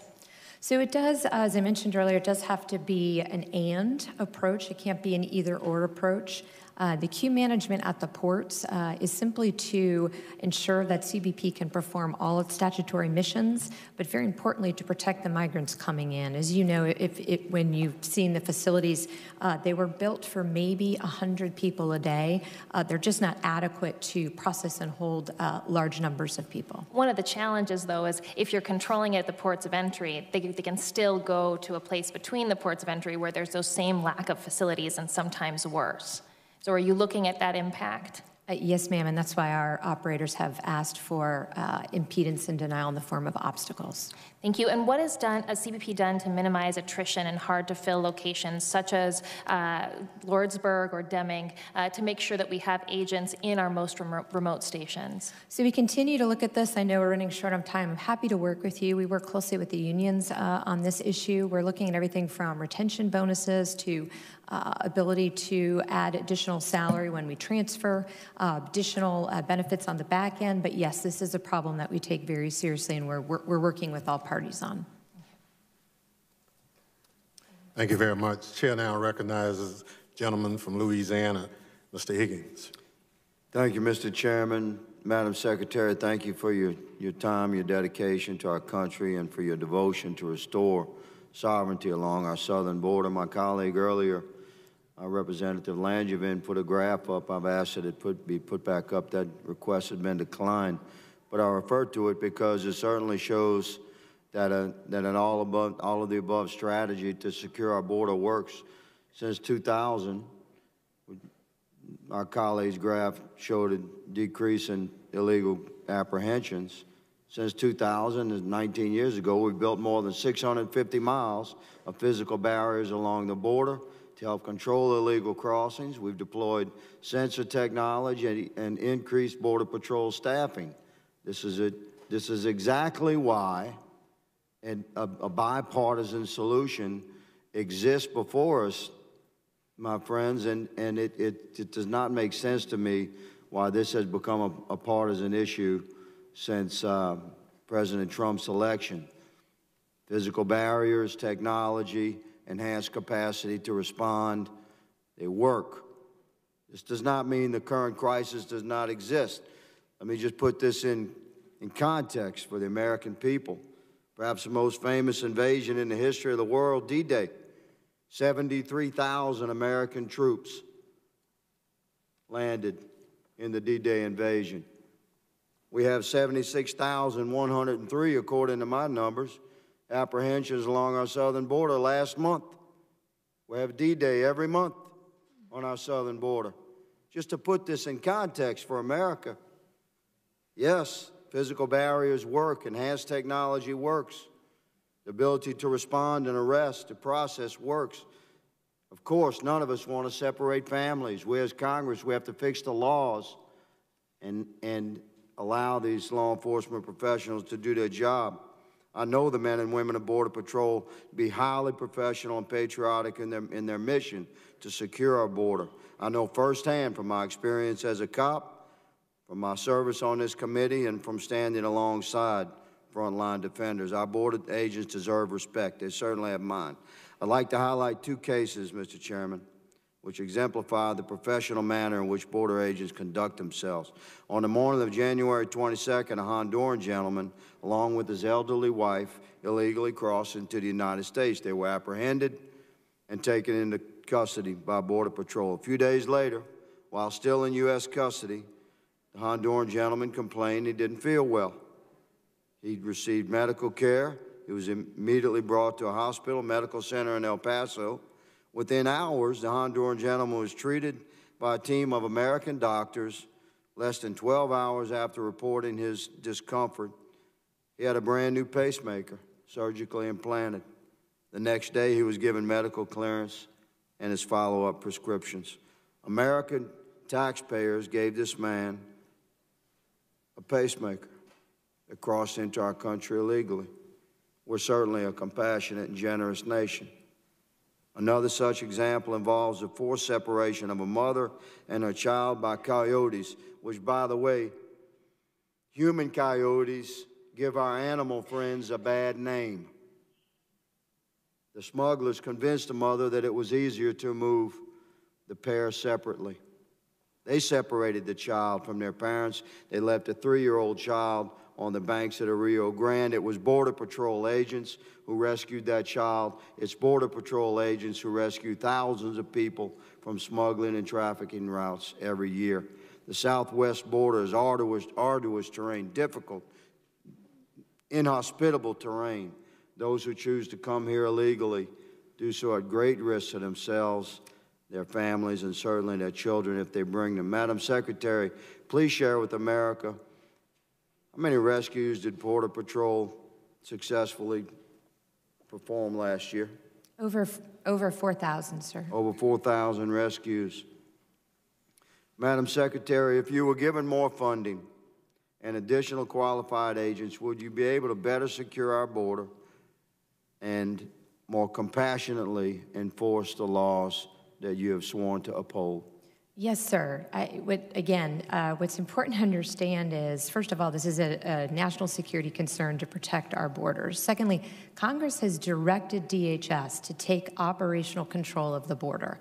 I cannot do that with these laws and with these resources. Thank you, Madam. And it's our responsibility to change the laws where they need to be changed. I'm committed to work with my colleagues in a bipartisan manner, Mr. Chairman, to change the laws as necessary. It's the law enforcement professionals' job to uphold those laws, and they are doing so now. And I yield. Thank you very much. The gentleman from Louisiana complimented our men and women who are doing this job. For the record, Madam Secretary, how many vacancies do you have in CBP as of this hearing? I'm happy to get back to you. What I can tell you, the good news is last year was the first year that we were able to hire more than who left. So we're reversing the trend there. Give me a guesstimate. Sir, I don't want to guess under oath. I'm happy to get you the number. So if I said you had over 2,000 vacancies, what would you say? I would say I'd be happy to get you that. Respectfully, sir, I don't Does that sound about right? I will get you the number. 1,000. Sir, I'll get you the number. Please get me the number. Yes, sir. Chair recognizes the gentlelady from Illinois, Ms. Underwood. Thank you, Mr. Chairman. There are a lot of lawyers in this room, and I'm not a lawyer, I'm a nurse. Madam Secretary, I want to be very clear about what the family separation policy is doing to children's mental and physical health. And I want to know if DHS even considered their health when developing these policies. So I only have 5 minutes, so for these questions, I'm looking for a yes or no answer, if you could. When you officially began family separation in spring 2018, were you aware of research showing it causes trauma that can do both immediate and long-term damage to children's health? The information that I was aware of at the time was that the trauma is part of the journey to come up to the border illegally. Okay, so again, we're looking for yes or no answers, ma'am. That was what I do know within the context of the question. Okay, and were you aware that the trauma of family separation is connected to something called toxic stress? I'm not familiar with that term, no. Okay, were you aware that toxic stress can actually change a child's brain because it's still developing? I wasn't familiar with the term. Okay, were you aware that the effects of these traumas are cumulative, that they get worse the longer the trauma goes on? Yes, sorry. I'd like to clarify because we're missing a bigger point here, but yes, ma'am, I'm sorry. Respectfully, okay. Let me answer your questions. Were you aware that the traumatic effects don't go away even if a child is reunited with their family? I understand that they are, no. Okay. Were you aware that family separation can lead to behavioral changes and learning delays for children? Just to be clear, family separation includes the 60,000 UACs who were separated by their parents before they ever got to the border. I understand. My question is about the traumatic effects. So let me just say this, and maybe it will help you with your questions. Families need to be put together. Children should never be put in this situation. We need to fix the system so that they're not. Thank you. Were you aware that family separation can lead to behavioral changes and learning delays for children? Again, kids should be with their families. Okay, so I will take that as a no. Were you aware that it increases a child's risk of heart disease, diabetes, and cancer? I would ask all parents to go to ports of entry, not to separate their children and send them on the journey alone, and not to break U.S. law. Thank you. Were you aware that it increases a child's risk of anxiety, depression, and substance abuse? As a reminder, these are yes or no questions. Ma'am, if I could just cut to the chase, I think we're agreeing. Children need to be with their families. We need to fix the system so that we can enable them to do that. Ma'am, I'm trying to ascertain your knowledge, your prior knowledge of the health impacts of these children when they are separated at the border. The American Psychological Association reports that family separation is on par with beating and torture in terms of its relationship to mental health. Were you aware of that research prior to instituting the policy of family separation? There is no policy of family separation. What we did was increase the number of parents that we referred for prosecution. That is what we have done for the last 3 administrations. Thank you. I'll take that as a no. Law. Let's go back even further to the El Paso pilot program for family separation that reportedly began in 2017. Yes or no, did DHS consult with any pediatric health experts before beginning the pilot? I was not at DHS at that time. I was there in July. I was not aware of the pilot at that time, and then I was working in a different department. Okay, so that would be no. No, ma'am, I just can't speak to it. I wasn't there. I can't speak to what I don't know. Thank you. Yes or no, did DHS collect or analyze any medical data from the pilot program to evaluate how family separation affects a child's physical and mental health? Yes, as I said, I have an advisory council looking at it right now who includes a well-known doctor who is looking at these issues. Can you provide a copy of that data and DHS's analysis to our committee? Of course. Their report is not finished, but it's a faculty body, so everything is public. Great. Did you consult with any pediatric experts before the policy officially began in the spring of 2018? We generally and regularly work with them. As you know, the children are cared for by Health and Human Services. Right. But to the extent that we have children in DHS detention centers, we follow all guidelines by the AMA. Right. We work very closely with the medical community. Okay, so then would you provide a copy of that communication from DHS with those experts to the committee? Sure, anything that's available. Thank you. So the American Academy of Pediatrics wrote to DHS 6 times to explain how family separation hurts children and made a number of public statements. Yes or no, are you aware of those warnings? I am, which is why I continue to ask this committee to work with me so that parents do not separate their children. There were 60,000 last year that were separated by their parents. We are talking about 2,000 children that resulted from their parents choosing to break the law, which is why I've continually asked parents to go to a port of entry. Thank you. So from what I've heard today, I'm not sure if DHS was so negligent that they didn't know how traumatic family separation was for children, or if they knew and did it anyways. But in my opinion, both are unacceptable. Tearing kids and their parents apart like this is immoral. Ma'am, it's un-American and it's just plain wrong. Thank you for holding this hearing, Mr. Chairman, and Secretary Nielsen, I'll be following up. I yield back. So, sir, I'd like to respond briefly, if I could. Children from U.S. citizen mothers as well. They put them with domestic abusers. Chair recognizes the young lady from Arizona. Sir, if I could, just really quickly, because I think it's very important to just put this in a brief context. Okay.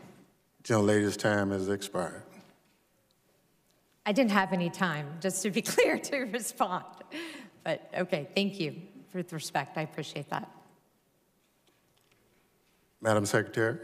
Oh, thank you. Editorializing is not part of the rules. So I just remind you of that. Young lady from Arizona, Congresswoman Lesko. Thank you, Mr. Chairman, and thank you, Secretary, for being here. You have a very difficult job, and I believe you're doing a good job. I have 5 minutes. I have a question, but I do want you to follow up on what you just wanted to say. I just want to clarify really quickly. There's so much misunderstanding. There was the only instances at which children have ever been separated in the last 2 years is the 3 instances that I went over, which is longstanding practice. And when the parents chose to break the law, just like when parents break the law in the United States of America, we do not put the children in jail with the parents. So the parents came illegally. If they had come to a port of entry, there's no family separation. If we pick up a family in the interior, there's no family separation, which is why there has never been a comprehensive policy of family separation. I'm sorry, ma'am, please.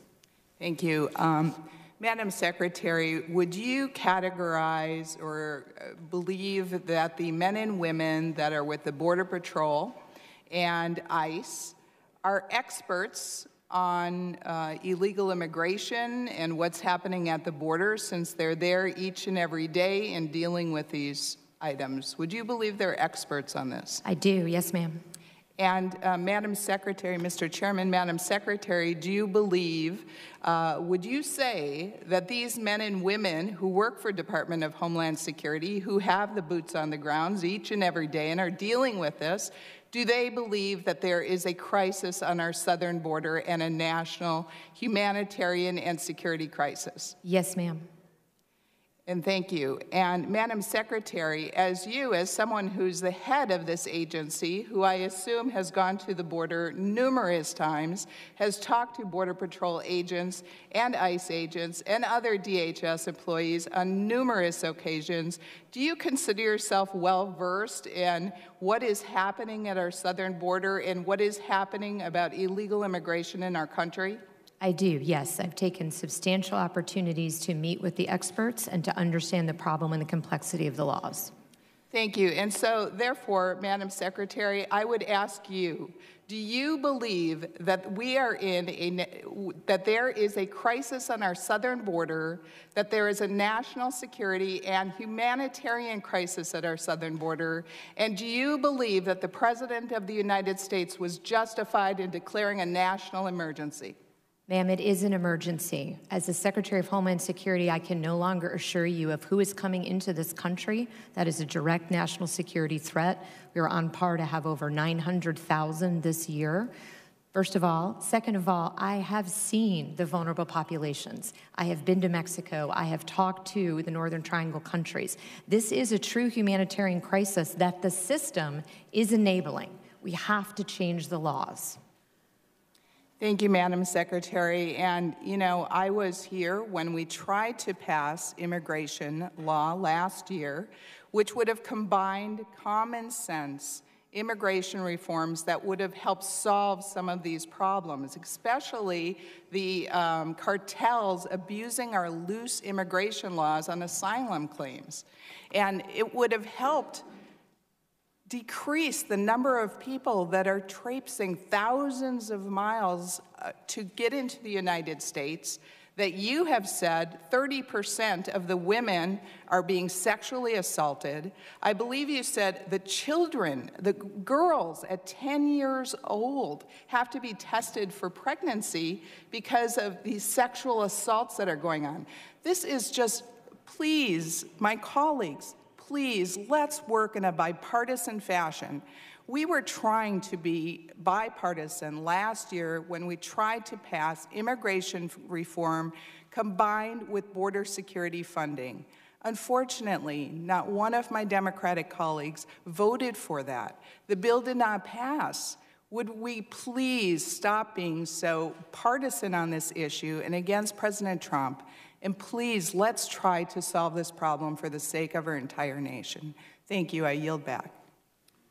Thank you very much. To the young lady from Arizona, there's no question about bipartisan, but if it's just one side, you know, Democrats do have opinions, and when our opinions are not valued, then we vote against it.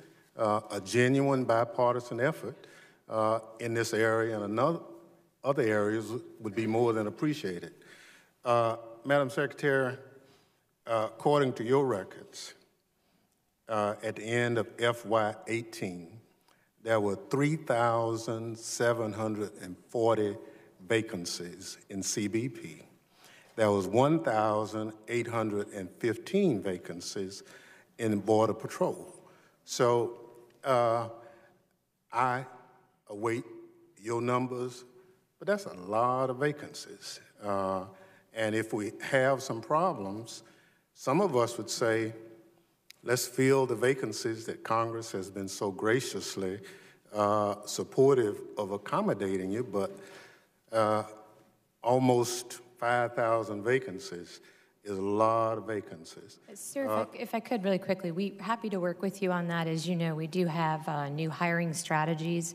I will just note that it's a very difficult environment right now. It's a very dangerous job. We have an increase of 40% in assaults on Border Patrol. We are working to hire. We're doing more fairs, more ways. Happy to work with you on that. We agree on the need for Madam Secretary, I look forward to working with you. If you bring it to our attention that it's a problem, we'll work with you. But to my knowledge, it has not been brought to my attention as chair, nor has we ever had a hearing talking about the problems with filling vacancies within that department. If there's an issue to go with it, we'd be more than happy to work with you. Chair now recognizes the young lady from Michigan, Congresswoman Slotkin. Thank you, Mr. Chairman. Thank you, Secretary Nielsen, for coming before us. I represent Michigan, so the northern border. I know we're talking a lot about the southern border. Let's remember that we have significant border locations to our north, and they shouldn't be ignored. I'm also a former CIA officer and DOD official, so I'm a big believer in border security and have spent my life preventing homeland attacks. But I also believe we have to be a country of morals and values. And the separation of children, it didn't matter who you were, where you got your news. The vision of a small child in a cage, separated and crying, I think just hits everyone's heart, and we cannot be a country that perpetuates that. So I just want to understand, separate out from the situation the unaccompanied minors, which are a large group of people. Their parents, you're right, send them up here on their own, coming across the border. Leave that aside, because that was a big problem under the Obama administration, many administrations before. The separation of families, the purposeful separation of families once they arrived as a family unit. Did you initiate the separation of families for the express purpose of deterring families from coming to the United States? No, I did not. Again, the whole purpose of that was to increase consequences for those who choose to break the law. That's a bedrock of our criminal, as you know, the way that our criminal system works. If there's no consequences, we do not see the instances of the crime decreasing. So what we did was we increased the number of prosecutions. We didn't make up the law was already there. Former administrations also referred adult parents for prosecution. We took the prosecution numbers from about 20 to about 55%. So what did you do? I understand it's complicated. We have a big bureaucratic system. When you saw those pictures of babies in cages, what did you do? What did you do to just scream bloody murder up the chain to the president, to say, I cannot represent an agency that is forcing its border patrol to do this? What did you do? So I went to the border. I spoke to the men and women there. I looked at the facilities myself. I talked to HHS to understand and visited their facilities as well to understand the care that they provide to the children once they're in their custody. And then I spent a tremendous amount of time working with the Northern Triangle in Mexico to stop the phenomena closer to the source, to help stabilize those areas so that the children and families are not traveling here. Okay, it just feels like it potentially wasn't enough if we're still dealing with these separations. But just to be clear, we're not. We do not refer parents currently for prosecution, even when they break the law, by entering our country between ports of entry. So switching gears to the northern border, so I'm also very concerned. Our border agents do amazing things every day. We have a much higher volume of traffic of trade coming through our northern border than through our southern border, and I'm concerned about the vacancies. Have any border personnel from the northern border been moved and detailed to the southern border to fill staffing gaps? And can you give me a couple of details on that, if so? Sure. We have surge models throughout the department, whether it's at FEMA, whether it's TSA. We do everything based on risk. So when we saw risk and gaps, we move around the personnel in a temporary fashion to address that gap. I just feel like the attention has all been focused on the southern border, when in reality, the volume of trade and then also the people watch listed, the volume is much higher coming through the northern border. I think you made some misleading statements, and I think it's important to be very, very specific when we're talking about a terrorist threat or watch-listed individuals. Some misleading information about the number of watch-listed individuals coming through our southern border. Can you state for the record, are more watch-listed individuals coming through our northern border or our southern border? So I don't remember actually answering that question. I think the question was about 10 known or suspected terrorists that we stop a day. On the southern border, what I was saying is there's about 3,000 special interest aliens that we've stopped at that border. Compared to the northern border, again, as you know, the number of terrorists actually crossing the border is classified. Happy to do that in a different setting. Okay, I'll look forward to doing that, and I yield the rest of my time to Congresswoman Rice. I would just say really quickly, we do take the northern border seriously. I just met with your colleagues on the Senate side for Michigan. We have the border strategy implementation plan coming out soon. We do have a northern border strategy, which you know focuses on security, critical infrastructure, and all of the interdependencies between. So happy to come talk to you more about that. Thank you for not forgetting about us. I appreciate that. Gentlelady from New York. Thank you, Mr. Chairman, and thank you, Ms. Slotkin. I think it's really important, continuing what Congresswoman Slotkin was talking about making the record very clear and not allowing any misleading statements. It was a policy announced by the Attorney General of this country that families were going to be separated. That was a policy. He did not say we're going to start enforcing a law.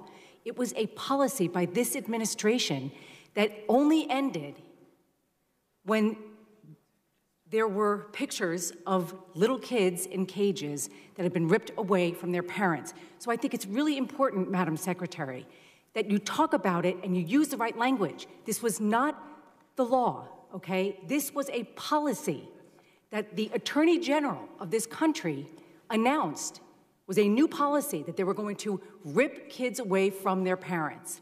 So I think it's very important that the record reflect that, and I thank my colleague, Ms. Slotkin, and I yield back. Okay, so respectfully, sir, I would like to respond to that because that's... Well, let me just say, do it in writing so we won't have the confusion. I would like to respond quickly because I can tell you... No, gentlelady, we've been back and forth.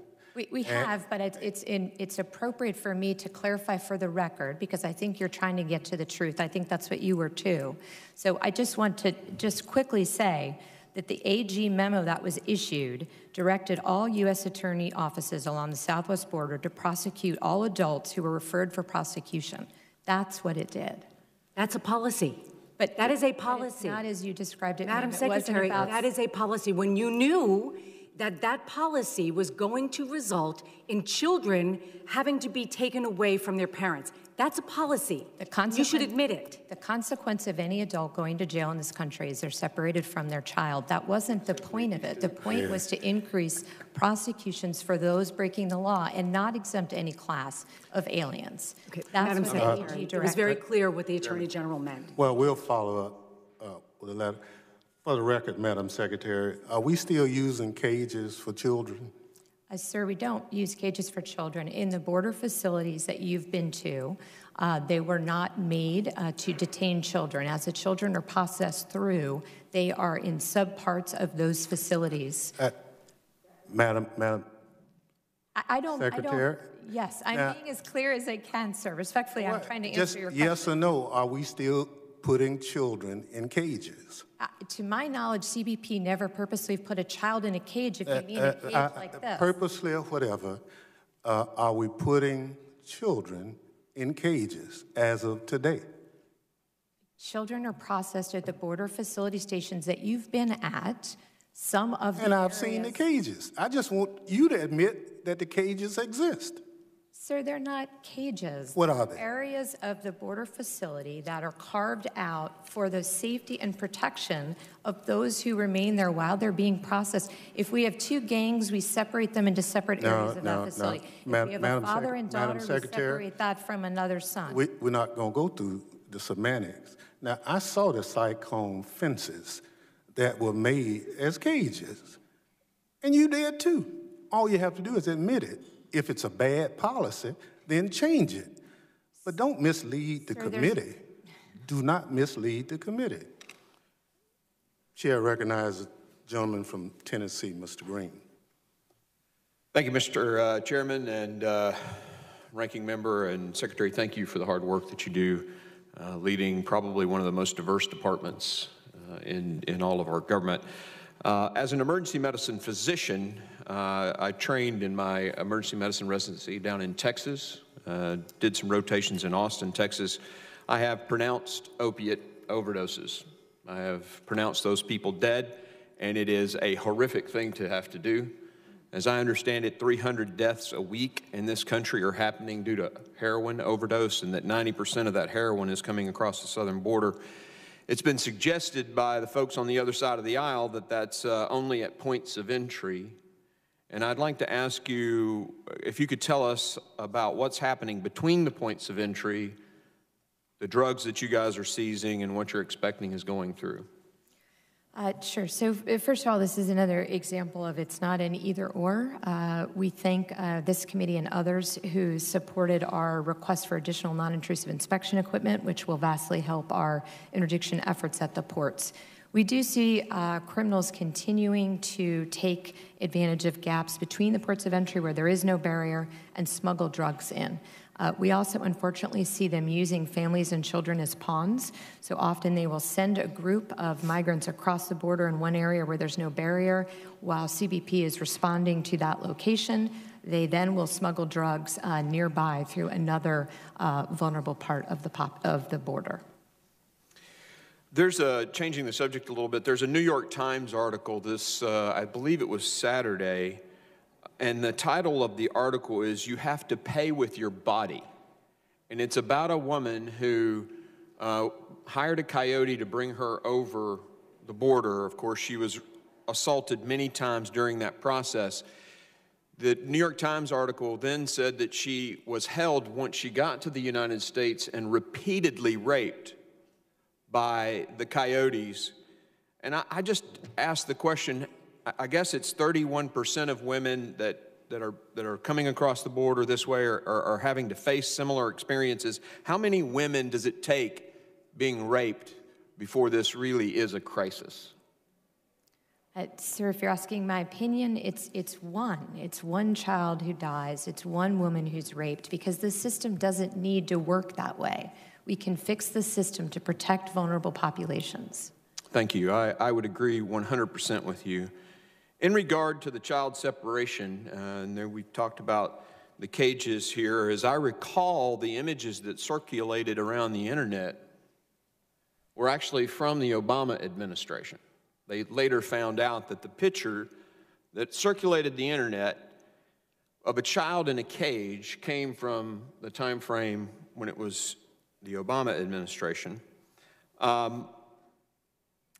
My question, doesn't it seem reasonable that if all the investigations that are going on, and you've just recently been subpoenaed to provide information about the names of children that have been separated, unfortunately, they only ask you to go back to the Trump administration, the window of the Trump administration, in those subpoenas. It seems to me that if it were because we're concerned about the children, if the images are really from back in the Obama administration, why wouldn't we ask for that data going back further than just the Trump administration? It's really about protecting and caring for and making sure the safety of the children. Why wouldn't we go back to when the separations really started? And let me just stop you. You don't have to answer that question. I'll answer it for you. It's because this isn't about just the safety of children. It's about slamming the president. Let me ask you this question. It's a hypothetical. I only have a little bit of time left. How many lives could we actually save? Guess. How many lives could we save if we really secured our border? You know, again, I'd be hazarding a guess here, sir, but we have 4,300 that we've saved. If you extrapolate out those, unfortunately, that we find you have died along the journey, hundreds of thousands.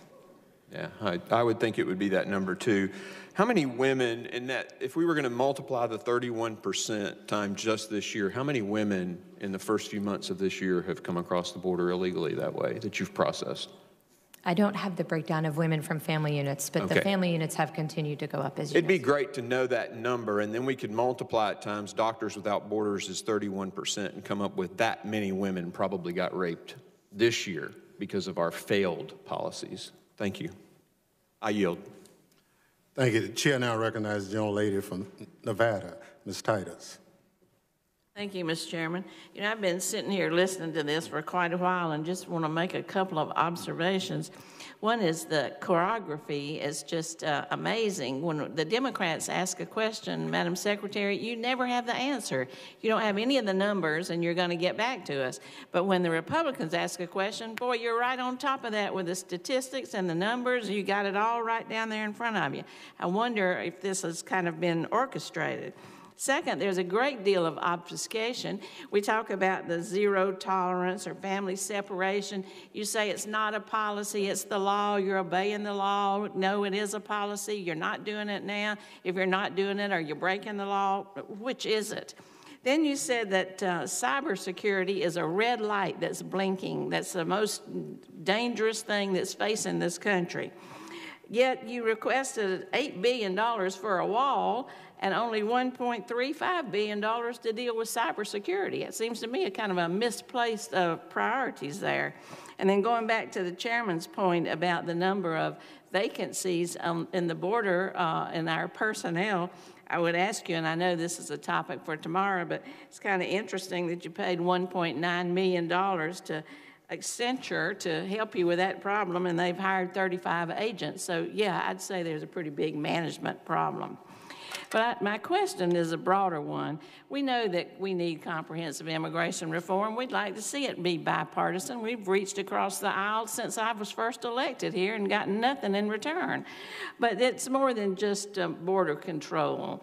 We need to deal with the dreamers, the DACA recipients, TPS. They're all living in a situation of uncertainty.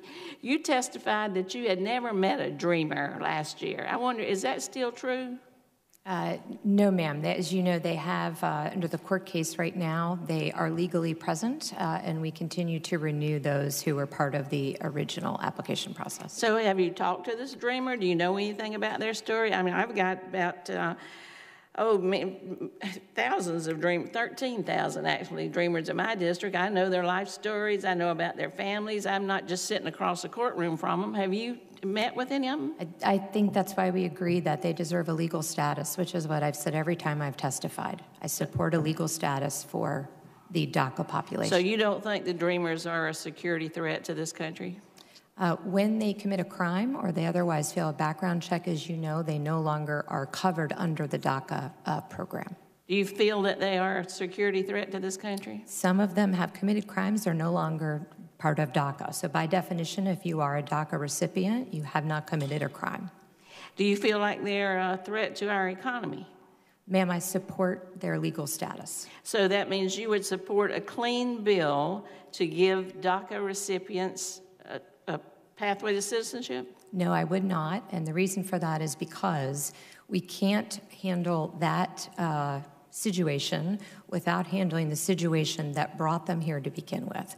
I don't want to inadvertently create a new pull factor. I want to make sure that we secure the border and that we are able to give legal status to the DACA population. So you don't think they're a security threat, you don't think they're an economic threat, but you wouldn't support any kind of pathway to citizenship? I won't support things that will continue the crisis that we have at the border by serving as a pull factor alone. No, ma'am. Well, what about the people who are TPS, who are here now? They're not being pulled here. They live here now. They've been here 20 years. You have many families that are mixed status. Do you see them as a security threat or an economic threat? Would you support some kind of protection for them as a pathway to citizenship? Yes, ma'am, and in the letter to Senator Shelby from the White House during the appropriations negotiations, the administration also supports that. And if we brought a clean bill to give TPS pathway to citizenship, you and the administration and your colleagues across the aisle would support that? Because there is a bill that's on the table right now. Promise bill, I believe, is the acronym for it. Ma'am, as the Secretary of Homeland Security, I can't support something that will every time we have done a program that provides additional paths to citizenship for those who are illegally present, it does serve as a pull factor. So TPS is not illegally present. Their status, we have a court case, as you know, but the program itself was temporary. And so they do not have the temporary protected status, but we, of course, are not deporting them as we work through the court case. But I agree with you that, yes, we need to provide a legal status. What I am concerned about is I want to make sure that we secure the border at the same time and reduce the pull factors so that people are under the impression they can come here without any legal right to stay to then be subject to protections later. In your opening statement, you said you want to encourage and support legal immigration. It's the illegal immigration you're worried about. Is not TPS and are not the Dreamers, are not they under the category of legal immigration? The TPS was a protected temporary status, as you know. Legal or illegal? It's neither. It's not legal? They're legally present. Yes. But they're not immigrants. I'll yield back, Mr. Chairman. Thank you very much for your patience. Thank you. Chair now recognizes the gentleman from Texas, Mr. Taylor. Chair now recognizes the gentleman from Pennsylvania, Mr. Joyce. Thank you, Mr. Chairman, for yielding. Okay. I would like to thank you, Secretary Nielsen, for appearing before this committee to speak on the vital issue of border security, particularly on the southern border. The consistent inability of Congress to comprehensively address this matter has left you and the President with the inability to take the actions that are necessary to provide what we need for protection. Lack of border security has downstream consequences in our country. One of these I would like to refocus on, and that is the opioid crisis and the devastation and the heartbreak it has created, particularly in my home state of Pennsylvania. I too have met with coroners. As a doctor, as a legislator, the opioid-related deaths in my home state are on the upswing and are consistently above the national average. Some reports, as we've discussed, indicate that almost 90% of heroin is illegally smuggled into our country through our southern border. Secretary Nielsen, do you believe that a physical barrier is necessary in places of high risk along our southern border to stem the flood of narcotics into our country? Yes, sir, I do. Thank you. As a doctor, as a legislator, facing this incredible opioid crisis, watching families separated, watching children and young adults die, do you and other experts believe that the construction of additional barriers and walls will help combat the opioid flow into our country? Absolutely. Thank you. I yield back my time. Thank you. Chair now recognizes the gentlelady from New Jersey, Ms. Watson Coleman. It's gone. In a bipartisan fashion. Thank you very much, Mr. Chairman. Thank you, Madam Secretary, for being here. I've got a whole bunch of questions that I'm going to ask that where you can, you just tell me yes or no. Question. What is a chain link fence enclosed into a chamber on a concrete floor represent to you? Is that a cage? It's a detention space, ma'am, that you know has existed for decades. Does it differ from the cages you put your dogs in when you let them stay outside? Is it different? Yes. In what sense? It's larger. It has facilities. It provides room to sit, to stand, to lay down. So did my dog's cage. Are the jails different than the cages that you have allowed the children to be put in? I'm sorry, which jails? Are the jails that you put their parents in, or the adults that come here with children that you say are coming here illegally? The detention centers, most of them, no ma'am. They have a border around the outside, but they essentially sleep in dorm-like conditions. So they live in better conditions than the children? No ma'am. I just want to be very clear on this. As migrants are processed through the Border Patrol station, which were not built, again, for vulnerable populations, they're there for up to 72 hours. I just want to know, if the children are in cages, what do you consider the detention facilities to be? Because I'm suspecting that you're putting children in places that seem to be less livable than these adults. I have a number of questions. I want to start by discussing Marie Juarez, a toddler who died in my home state of New Jersey after being detained by DHS. After fleeing violence in Guatemala, she and her mother were detained by CBP and held in ICE custody at a private facility in Texas. Within a week, Marie began to exhibit upper respiratory symptoms, including congestion, a cough, and a severe fever of 104 degrees. Marie and her mother were released after 3 weeks in custody and cleared for travel to New Jersey by personnel in Texas who did not have the requisite credentials doctors to provide medical clearance. After arriving, her mother took Marie to an emergency room almost immediately. She remained hospitalized for the rest of her life, 6 weeks, dying on Mother's Day last year. Outside doctors made it clear that Marie did not receive the medical care she deserved while in custody of DHS. Secretary, after learning of Marie's death, did you immediately take any action to improve access to the quality of health care at DHS facilities, yes or no? Yes, we continue to do all we can to improve within our resources. Is there an outside investigation every time someone dies in DHS custody so that we can understand what happened? OPR investigates everyone under either in addition to or under direction of the IG. On a different topic, as we all should know, border security isn't just about the southern border, and this has been raised a couple of times. So I want to ask about a concerning program I recently learned about, where TSA is working with the Saudi government to create a Saudi Arabian Federal Air Marshal program that would have Saudi government agents fly armed on flights to the United States. The Saudis are actually paying the salaries of several full-time TSA employees working on this program. As a section of the 9/11 Commission report stated, while in the United States, some of the 9/11 hijackers were in contact with and received support or assistance from individuals who may be connected with the Saudi government. Madam Secretary, is this really happening, number one, and will you commit to provide this committee any and all documentation of this program, including training materials being shared with the Saudis and who is being trained? We're happy to provide you materials, ma'am, and come brief you. I'm happy to have the TSA administrator come brief you. All right, and how long would I have to wait to get this information? That I can't answer, but what I can do is get you an answer today as to when we could be able to provide that to you. Thank you. I don't know if I asked this. I was talking so fast. Do you continue to separate parents from children as you're coming across the border? In 3 instances, when the child is at risk, if the adult accompanying them is not a parent or a guardian. In the 3rd instance is when the parent needs to go to a custodial environment. So are any of these coming at the port of entry, seeking asylum? Some of them might be claiming asylum, yes, ma'am. Okay, thank you very much. I yield back. Thank you very much. Chair now recognizes the gentleman from Mississippi, Mr. Guest. Thank you, Mr. Chairman.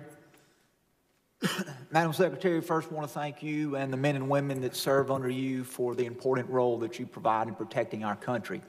I want to ask you a couple of questions as it relates to the current situation at our southwest border. Do you believe that we are currently seeing an immigration crisis on our southwest border? Yes, I do, and the numbers are increasing so quickly that our system, which I've testified to before, was at the breaking point, is clearly breaking. And do you believe we are also facing a human trafficking crisis on our southwest border? Yes, sir. And finally, do you also believe that we are facing a drug trafficking crisis on our southwest border? Yes. And particularly, I want to turn my attention through the remainder of my questioning toward the drug trafficking. As I look at the figures that have been provided, it appears that we are on track to seize a record number of illegal narcotics that are being attempted to be introduced into our country. Does that seem correct? Yes. And what can we do as a country? What is the single most effective thing that you believe that we can do to prevent illegal drugs from entering America? We need to take operational control of the southern border. So that's increasing our ability to detect at the ports of entry, and it's also having situational awareness, impedance and denial, and responsibilities between the ports of entry. And do you believe that a physical barrier is an important part of our strategy to decrease the flow of illegal drugs from entering America?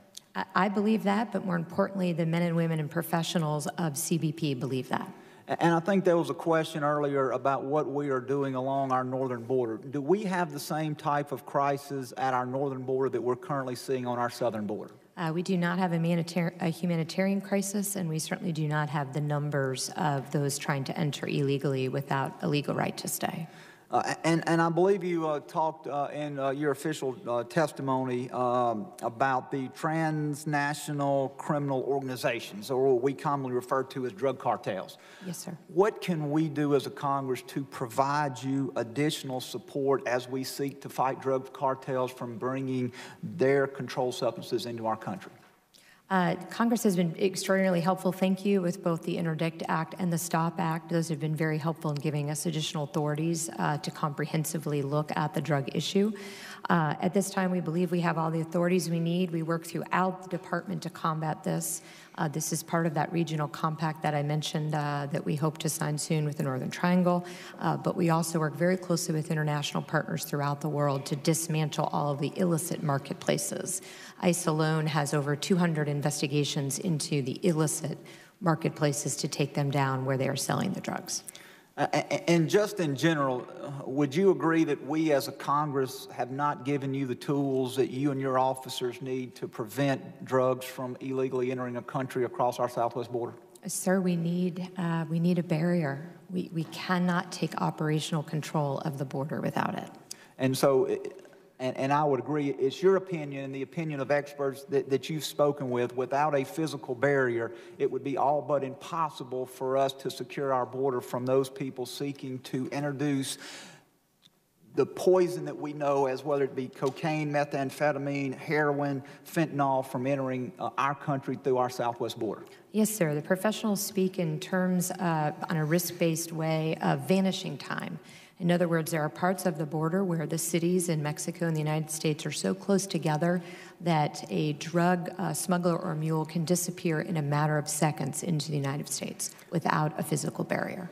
And Madam Secretary, wouldn't it be advantageous if we were able to funnel all traffic, whether it be commercial, passenger traffic, through our ports of entry, where we could then concentrate our technology and our manpower on screening individuals and vehicles entering the country there, instead of having to spend man hours and manpower securing the unsecured portion of our border that do not currently have a physical barrier? Yes, sir, and it would reduce the humanitarian crisis. And one final question, Madam Secretary. Some members of Congress have advocated abolishing ICE, the Immigration Customs Enforcement, which is an agency that is under your control. And my question is, would this make our communities safer, or would the American public be placed at greater risk if we as a Congress took the unprecedented move to abolish this needed law enforcement agency? I can say with absolutely certainty that the United States would be unsafer, sir. Part of their mission is anti-trafficking. They do counter child exploitation. They do counter weapons of mass destruction, proliferation. They also help with antiquities and returning illicit goods because they also have customs enforcement. But they are a top-notch investigative unit of the United States government. They are mimicked as a best practice throughout the world. Without them, we would not be able to protect children and victims of trafficking. Thank you. I yield back, Mr. Chairman. Thank you. Chair now recognizes the young lady from California, Ms. Barragan. Thank you. Madam Secretary, I serve as the second vice chair for the Congressional Hispanic Caucus. And it's been some time since you've come, you've met with us. Will you commit today to coming back to meet with the Congressional Hispanic Caucus? Yes. Okay, we do that soon? Yes. Great, thank you. Madam Secretary, we know that ex-FBI Director James Comey took contemporaneous memos on his meeting with Trump and his interactions. We also know that your former boss, Secretary John Kelly, also wrote contemporaneous internal memos about his interactions with the president, in particular, how he was ordered to give Mr. Kushner the top security clearance. My question is very simple, and I remind you, Ms. Secretary, that you are under oath. Have you taken any contemporaneous memos about your interactions with President Trump? No, I have not. Madam Secretary, do you know how many children have died in CBP custody under your tenure as Secretary? Yes, so we have the numbers for CBP and ICE. Can you give me the numbers of how many children have died? Yes, I can. If you'll give me 1 second, I just don't want to misspeak. But this last year we had, or so far this year, we've had 3, as you know, in CBP custody. So far, Madam Secretary, are you expecting more children to die? No, ma'am, I just want to be accurate with the time. To be clear, any death is a tragedy. Any death should be prevented. And part of what I've asked this body to do is change the laws so that we have a better chance. Do you know the names of the children that have died? One was a stillborn death, but the other 2 were Felipe and Jacqueline. Have you spoken to their families at all, Madam Secretary? I have not spoken with their families, no, ma'am. Okay. I want to turn to a slide that I have. If we can put it up, there it is. You testified that asylum seekers are not being turned away at the ports of entry. Was that your testimony here today? They are not turned away. They are brought in. I'm not sure if you're talking about the Migrant Protection Protocol, but in that case, any asylum seeker who comes to a port of entry, you basically have just said their claim. Okay, well, let me tell you, Madam Secretary, either you're lying to this committee or you don't know what's happening at the border. And I have been there firsthand, and I have seen it twice. More recently, it just happened on Saturday when I happened to be crossing the border with my mother. And I heard a gentleman say, I'm from Honduras, I want to apply for asylum. He was already at the turnstile at the Ped West entry. And the agent said, sir, unless you have a visa, you need to leave, you need to go away. They didn't say what you just said people do. They didn't say, here is where you go get on a list. They didn't say, here is the information where you go get access to counsel. As a matter of fact, I pulled out my phone, I started to record, and you know what? I was asked to stop recording. Why? Because they don't want the American people knowing what is happening at that southern border. And Madam Secretary, I don't know if you know what's happening, or if this is happening without you knowing, but it's totally unacceptable. And as a member of this committee, you're darn right I'm going to hold you accountable for knowing what's happening at the bottom. Do you know that 2 members of Congress had to sleep overnight and spend 14 hours in the cold on the concrete at the Otay Mesa port of entry so that Maria, the woman who was tear gassed at the port of entry, would be allowed to present herself because she was on U.S. soil, and legally that's what asylum allows? Did you know that? Ma'am, what I know is I would ask you... Yes or no? Did you know that 2 members of Congress had to do that? I know that we have a process. Okay, you obviously don't know. But see, this is what I'm saying. You don't know these things. 2 members of Congress. Does it take 2 members of Congress to be there to witness somebody presenting themselves for asylum at the port of entry? That's not what the law says. Are you familiar with the asylum laws, Madam Secretary? Yes. Where in the asylum law does it say that when you present yourself at a port of entry, and by the way, when you're on U.S. soil, that you could be sent by an agent to another port of entry? Is it anywhere in the asylum law? What we're trying to do is process. It's not in there. I know, just it's a yes or no. It's not in there. Because what you all are doing is not within the confines of the law. You talk about a list. Under what authority is there in U.S. law that a list could be started to have people wait in Mexico? Do you have that authority? Yes, ma'am. What is under that, what authority? The authority is to do all that we can to protect the migrants coming here. So as okay, well, that's not what the asylum law says. The asylum law says. And I would ask, can you produce every single list at the port of entry that's under U.S.? We do not have the list, to be clear. The list is in Mexico. So you have the authority to do a list, but you don't have access to a list? And you don't control that list? What I mean by the list, ma'am, is that so you're basically farming this out to the, Mexican authorities. Any of your questions? Well, you don't have answers. But how do you know? Because you're not giving me the opportunity. Because these are simple yes or no questions. Authority is, hey, there's this law, this is what it's under, and you haven't done that. The very last thing I just want to say, because my time is up, is you said that you waited to give direction on how to implement the zero tolerance policy because you wanted to do it with compassion. Do you know how outrageous that sounds? You wanted to separate children and families, and you wanted to do it with compassion. So in the meantime, you didn't do anything at all, and you let kids be separated without tracking them. Do you know how outrageous that is, Madam Secretary? You have no feeling, no compassion, no empathy here. Gentlelady's time has expired. I yield back. Thank you. Chair now recognizes the gentleman from Texas, Mr. Crenshaw. Thank you, Mr. Chairman. Thank you, Madam Secretary, for being here and helping us answer the fundamental question of whether we care about our sovereignty and the rule of law in our country. And unfortunately, I have this now cynical view that I'm not so sure we all agree on that we all value the rule of law and value the ability to manage our border effectively. A lot of questions have come up about the humanity of our policies, as they should. There's some rightful anger about family separation. But unfortunately, it's myopic because nobody ever talks about the other issues that we might have when it comes to our humanity. There was a young woman in my office yesterday. She's from Mexico. She's about 18 years old. She was taken across the border, kidnapped about 5 years ago. On the third attempt, because they were turned back twice by Border Patrol, on the third attempt they made it through, and she was brought to New York City where she was raped approximately 30 times a day for 5 years. I don't know why nobody talks about that kind of stuff. When I was at the border in McAllen, in one day, in one location, 16 kids came across with adults that were not their parents. Further questioning and follow-through led to a stash house with 54 people kidnapped inside in Houston. Nobody talks about that humanity. Those are direct results of the fact that our asylum laws are taken advantage of. That's a direct result of the fact that that woman in my office was allowed to walk straight across the border. Nobody stopped her. There's no wall, nothing.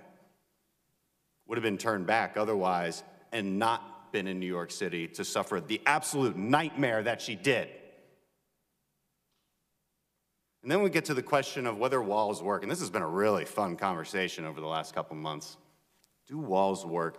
Madam Secretary, would you agree that there's 3 parts to security: personnel, technology, and barriers? Absolutely. Can you just take one of those away? No, sir. When I was down in McAllen and Brownsville, what we see is Brownsville has about 35 miles worth of barriers. And as a result, only 6% of the crossings in that sector take place because walls work. Would you agree with that? Walls work, yes, sir, as evidence. McAllen, about 1,000 people were crossing on some days because they don't have the infrastructure. Would you agree that the biggest difference between the McAllen corridor and the Brownsville corridor would be the physical barriers? The wall system, yes, sir. Been a lot of red herrings that have been thrown out there to argue these points. Drugs like fentanyl come through points of entry. Yes, we know. You would agree with that, right? Yes. Does that have anything to do with the conversation about whether we need barriers between points of entry? It does not, because it's not an either or. There's always the conversation about we just need more technology because then the border agents can just chase people around as we see, because we can sense them coming through.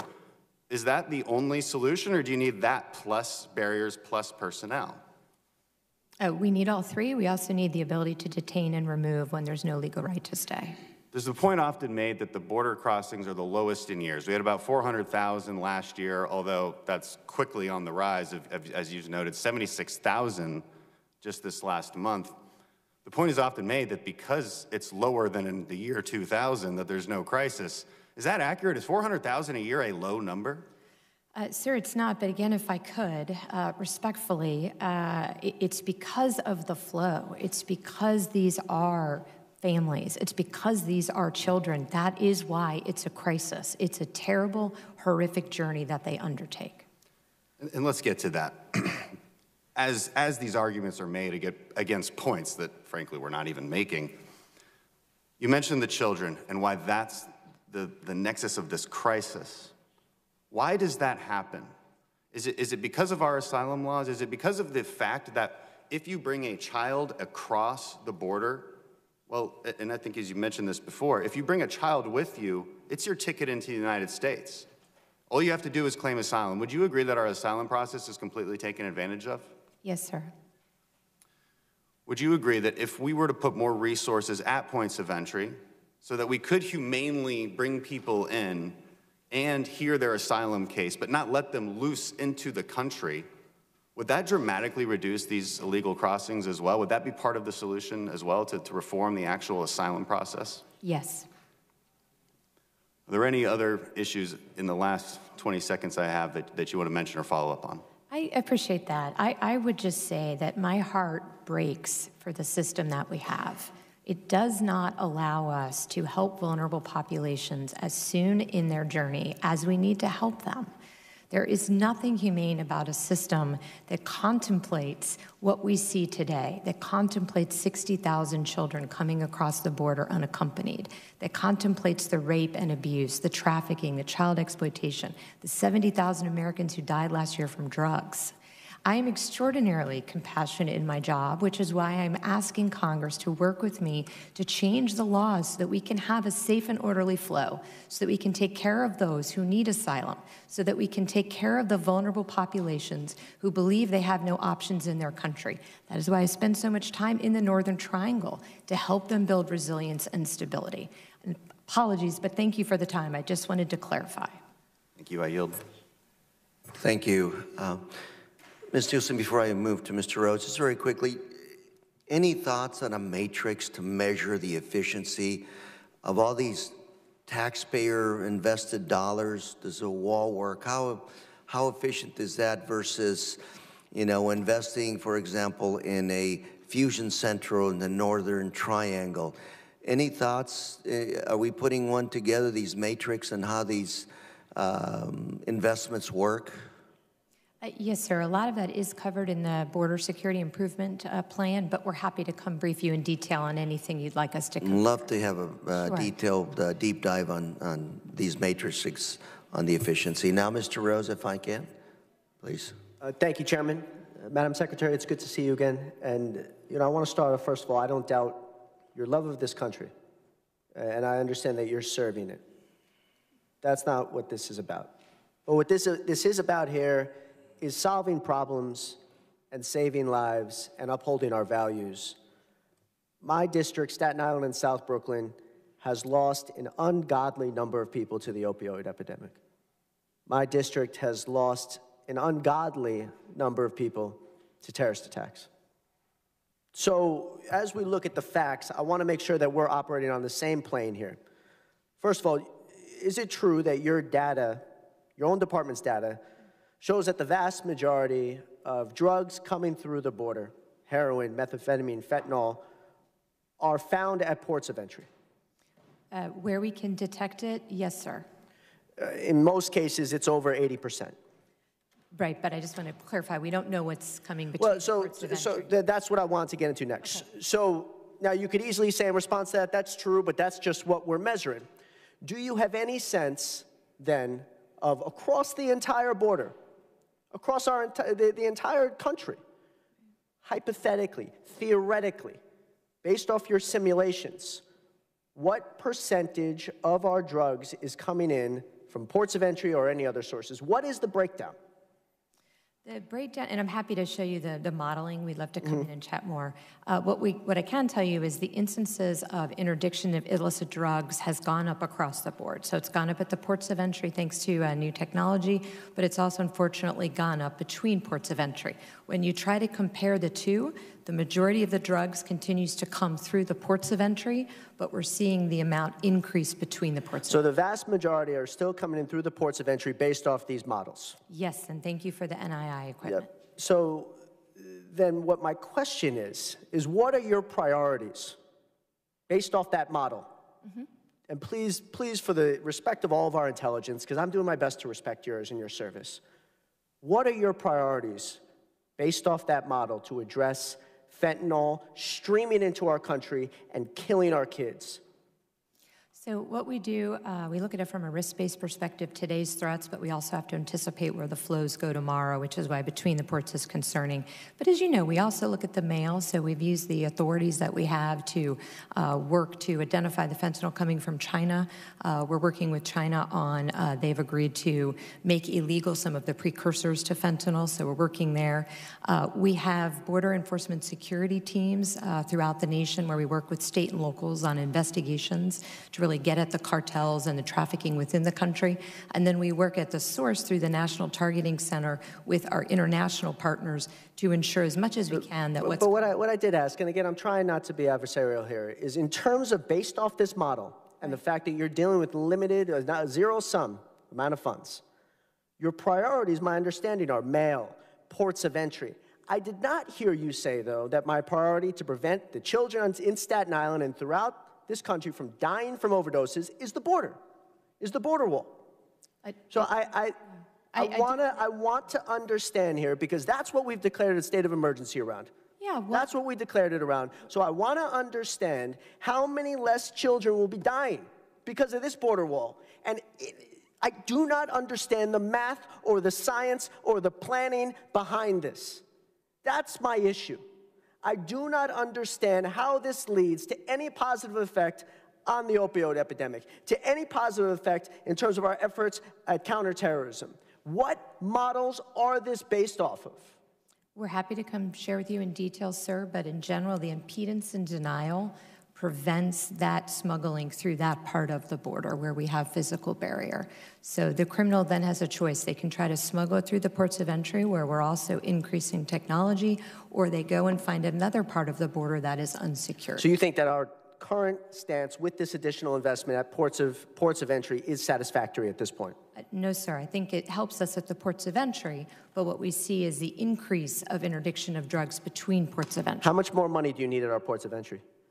Right now, we have this wonderful influx to get NII machines, so I'd love to get back to you. We're going to see how much more that improves our ability to interdict. Thank you. Thank you, Mr. Rose. If I can call now on Mr. Green, State of Texas. Thank you. Madam Secretary, what happened to give me your tired, your poor, your huddled masses yearning to breathe free, the wretched refuse of your teeming shore? Send these, the homeless, the tempest-tossed, to me. I lift my lamp beside the golden door. What happened? Madam Secretary, asylees are not illegals. Madam Secretary, do you know the number of people who came through Ellis Island? No, sir, not. I do. 12 million. Do you know where they came from? All over the world. I do. Germany, Ireland, Britain, Scandinavian countries, Southern and Eastern Europe. They were not illegals. There was no flotilla in New York Harbor to prevent them from coming to Ellis Island. There was no family separation at Ellis Island. Past administrations have, when asylees were trying to get to this country, found ways to accommodate asylees. They didn't build walls. When the Cubans were fleeing Castro, we created wet foot, dry foot. 1 foot on dry land, and you could walk on in to a pathway to citizenship. Madam Secretary, do you know who Scarface is? I'm sorry. I'll tell you. Al Capone, the son of Italian immigrants. Not all of those people who came through Ellis Island were saints. Scarface was a bootlegger, dealt in prostitution, gambling, one of the greatest criminals this country's ever suffered, the son of immigrants. It's unfortunate. I would never want a Scarface in our country. I don't want MS-13 in our country. But I also don't want to see a wall as a solution to a humanitarian crisis. Madam Secretary, these Border Patrol agents are also victims. The children, but the agents are victims too, because they are required to enforce a corrupt policy, a policy that separates babies from their mothers, places them in cages. I was at the border. I saw those babies locked up on top of each other. We would not treat animals. The Humane Society wouldn't allow it, the way those babies were treated. Madam Secretary, they are victims. You have all of these vacancies in part because a good many people don't want to be a part of that kind of circumstance. They're victims too. The children are victims, and the people who are forced to do what they are doing to these babies are victims too. Madam Secretary, here is the problem. We have surpassed our color quota. There are those who believe that we already have too many people of color in this country. And these, one of whom happens to be the President of the United States of America, would institute policies that will prevent people of color from coming to this country. White babies would not be treated the way these babies of color are being treated, Madam Secretary. This is about color. We've opened our doors. You're tired, you're poor. Huddled masses yearning to breathe free. Except we now have our quota of people of color. I'll yield back the balance of my time. Sir, if I could just respond to a couple things. Mr. Chairman, if she responds, I'd like to have the opportunity to respond to her response. Well, gentleman made statements. He really didn't ask any questions. So in interest of time, we're going to go to gentleman from Kansas City, Mr. Cleveland. Thanks, Mr. Chairman. Thank you, Madam Secretary, for being here today. I'm conflicted. In seminary, we were required to study Robert Frost, and Dr. John Swanley, legendary author and theologian, forced us to, study all of the writings of Robert Frost. One of them is called Mending Wall, which you may be familiar with. One of his most famous, wrote it in 1914, just outside of Boston. And when you have to dissect that, what did Robert Frost mean in the opening line, which says, and I quote, "Something there is that does not love a wall, unquote. Something there is that does not love a wall, Robert Frost, 1914.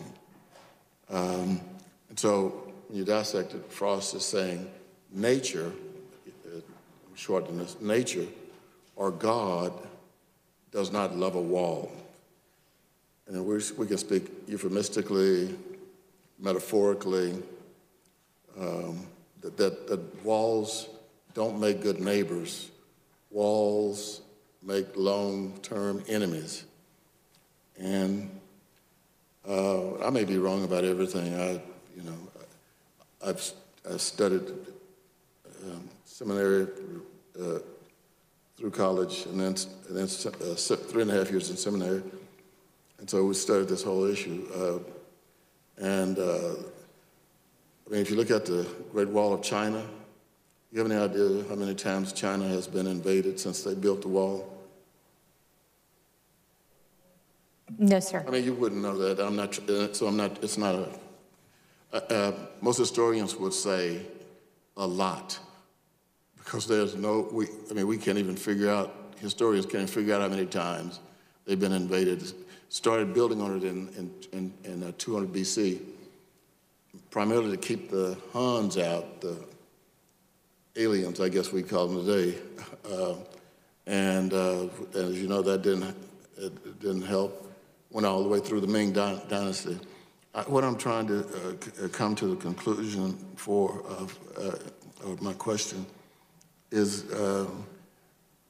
do you see anything wrong with the United States of America, the most powerful nation that God has allowed to exist, building a wall? Sir, the idea in part of the wall is actually to ensure a safe and orderly flow, which actually protects those traveling. When they come through the desert or they come through more remote areas, they put themselves at risk, and they almost always do that by paying a smuggler who then further preys upon them. So the idea of the barrier is a safe and orderly flow so that migrants who choose to come here come through a legal port of entry where they can be cared for. That's where their resources are. That's where we can provide them the best medical care, and that's where we can most quickly process their claim. Mm-hmm. Thank you. The busiest and the longest land border in the world is what? I would say it's ours. The busiest and the largest, the longest land border in the world is between the United States and Canada. But that's not the busiest, sir. But it is the longer border, yes. We might have to have an argument about the busiest based on. I don't want to get into the trade amounts coming across the border from Canada, but it's 5,500 miles, and we have a lot of illegal people coming across the border, particularly between Vermont and Quebec. And the going fee is about $4,000 to bring people across the border. And it just, and the numbers coming across, I'm sure you know this, are increasing. And so, my final question, I have 12 seconds. Would you be okay with building a wall to separate the United States and Canada? So we do everything by risk. As you know, sir, right now, the risk is not such that it would necessitate physical barriers, but we do very closely work with the Canadians to ensure a safe and orderly flow. What we do is we continue to analyze that daily to ensure that we do have mechanisms to provide security to both countries and to those traveling populations. Yeah, my time is up. Thank you. Thank you very much. Chair now recognizes the young lady from Florida, Ms. Dimmons. Thank you so much, Mr. Chairman and Secretary Nielsen. Thank you for being with us today. It's good to see you again. I apologize for being a little late, so you may have already answered this question, but let me just ask you, do you agree with the President declaring a state of emergency at the border? I do believe it's an emergency. Do you think that same system or process could use to address mass shootings in America to make sure that we have the resources that we need to deal with mass shootings? I'd have to refer you, of course, to the, I'm not. What are your personal opinions, since you do deal with the security of our nation, what do you feel about declaring a state of emergency as it pertains to mass shootings in this country, since countless numbers of people die right before our very eyes on a regular basis? We need to do a lot more. That's a particular authority that the president has, but in general, is it an emergency that we need to address? Yes. So do you think that declaring a state of emergency as it pertains to mass shootings in this country would be a process that the president should consider? Again, I can't speak to his particular authority there, but what I can say is what we're doing at DHS. Happy to tell you now or later. How many Customs and Border Patrol officers or agents have you had to die in the line of duty during your tenure? We have had, have the numbers here, I can look them up, but it's about, 15 to 20. I'm sorry. I would just ask you, Not in the Secretary. line of duty, not in the line of duty. We've had Okay, some how many die in the that line were of duty at zero. this border where there is Zero. a crisis? Zero. Zero have died in the. In this how last many? year. How many Customs and Border Patrol officers or agents would you say have been seriously injured in the line of duty at the border, the Southwest border in particular, during your tenure? So we could get you those figures. We have at least 60 instances of rockings, and the assaults have gone up 40%. Okay, I remember a city near Orlando where there was one murder in January and one murder in December, and they reported that murder rate had gone up 100%. So you don't know, in terms of serious injury, how many officers or agents have been seriously injured during your tenure? Happy to get you that information. At this crisis at the border. Okay, change of direction for just a minute. Secretary Nielsen, you know that the Fifth Amendment requires that private property owners must receive just compensation for property seized under eminent domain. Is that correct? Yes. Okay, in some cases, the federal government can assume ownership of private property before compensation has been adjudicated and before a landowner has received payment for their land. Now, we can certainly debate whether seizing of land from private property owners is the right thing to do or not. We know that some property owners in Texas whose land may be seized, they had deeds predating statehood in Texas, but I would like to focus on just compensation. Determining just compensation seems to be a challenge for the department. There have been reports about the discrepancies between those who are represented by, have legal representation versus those who don't, and what the department feels the land value is versus other sources. How does the federal government determine just compensation for land seized at the southwest border? It's usually based on the market rate, the amount of acreage, and then, of course, a variety of other factors, including the terrain of the land and what it could otherwise be used for. USA Today has reported that some landowners were offered less than $100, while the market value was up to 120 times greater. And you said that they use fair market value to determine that? The general market value, yes. Okay, so do you have any explanation at all for the discrepancies? I'm happy to look further into it and come and talk to you about it. What federal resources exist to help landowners who are at the mercy of the federal government negotiate just compensation for their land? To my knowledge, the United States does not have the ability to pay for counsel for them, but of course it usually takes 12 to 16 months for this process to complete, and so during that time we work very closely both with the area, the courts if they're involved, and the landowner. Looking at the area and the border where the president seems determined to build a wall, regardless of the necessity to do that, how many landowners would be affected? I don't have a particular number, ma'am. As you know, and as you described, some of the parcels, it's very difficult to determine who owns them. We have actually people looking through microfiche to ensure that we do our very best to identify owners of particular parcels of land. Secretary Nielsen, I am out of time, but we certainly have a lot more to discuss in this issue. I'll yield back. Thank you, and thank you, Mr. Chairman. Thank you very much. I thank the witness for her testimony and the members for their questions. I ask unanimous consent to enter statements into the record from organizations regarding asylum seekers, families, and children in DHS's custody and other border security issues. Without objection, the members of the committee may have additional questions for the witness, and we ask that you respond expeditiously in writing to those questions. Pursuant to the committee rules 7D, the hearing record will be held open for 10 days. Hearing no further business, the committee stands adjourned. See you, ma'am. All right. Thanks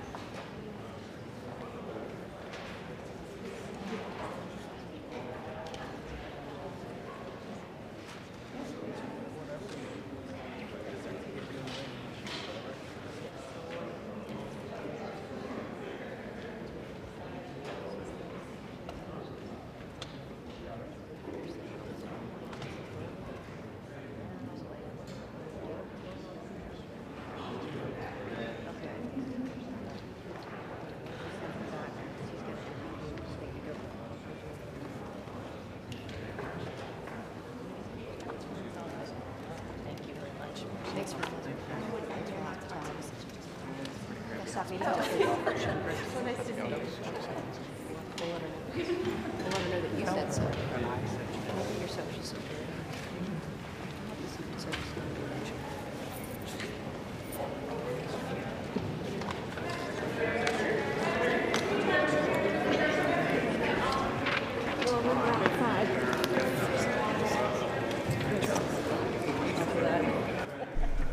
Homeland Security Secretary Kirstjen Nielsen spent nearly 3 hours answering questions from the House Homeland Security Committee today. For the first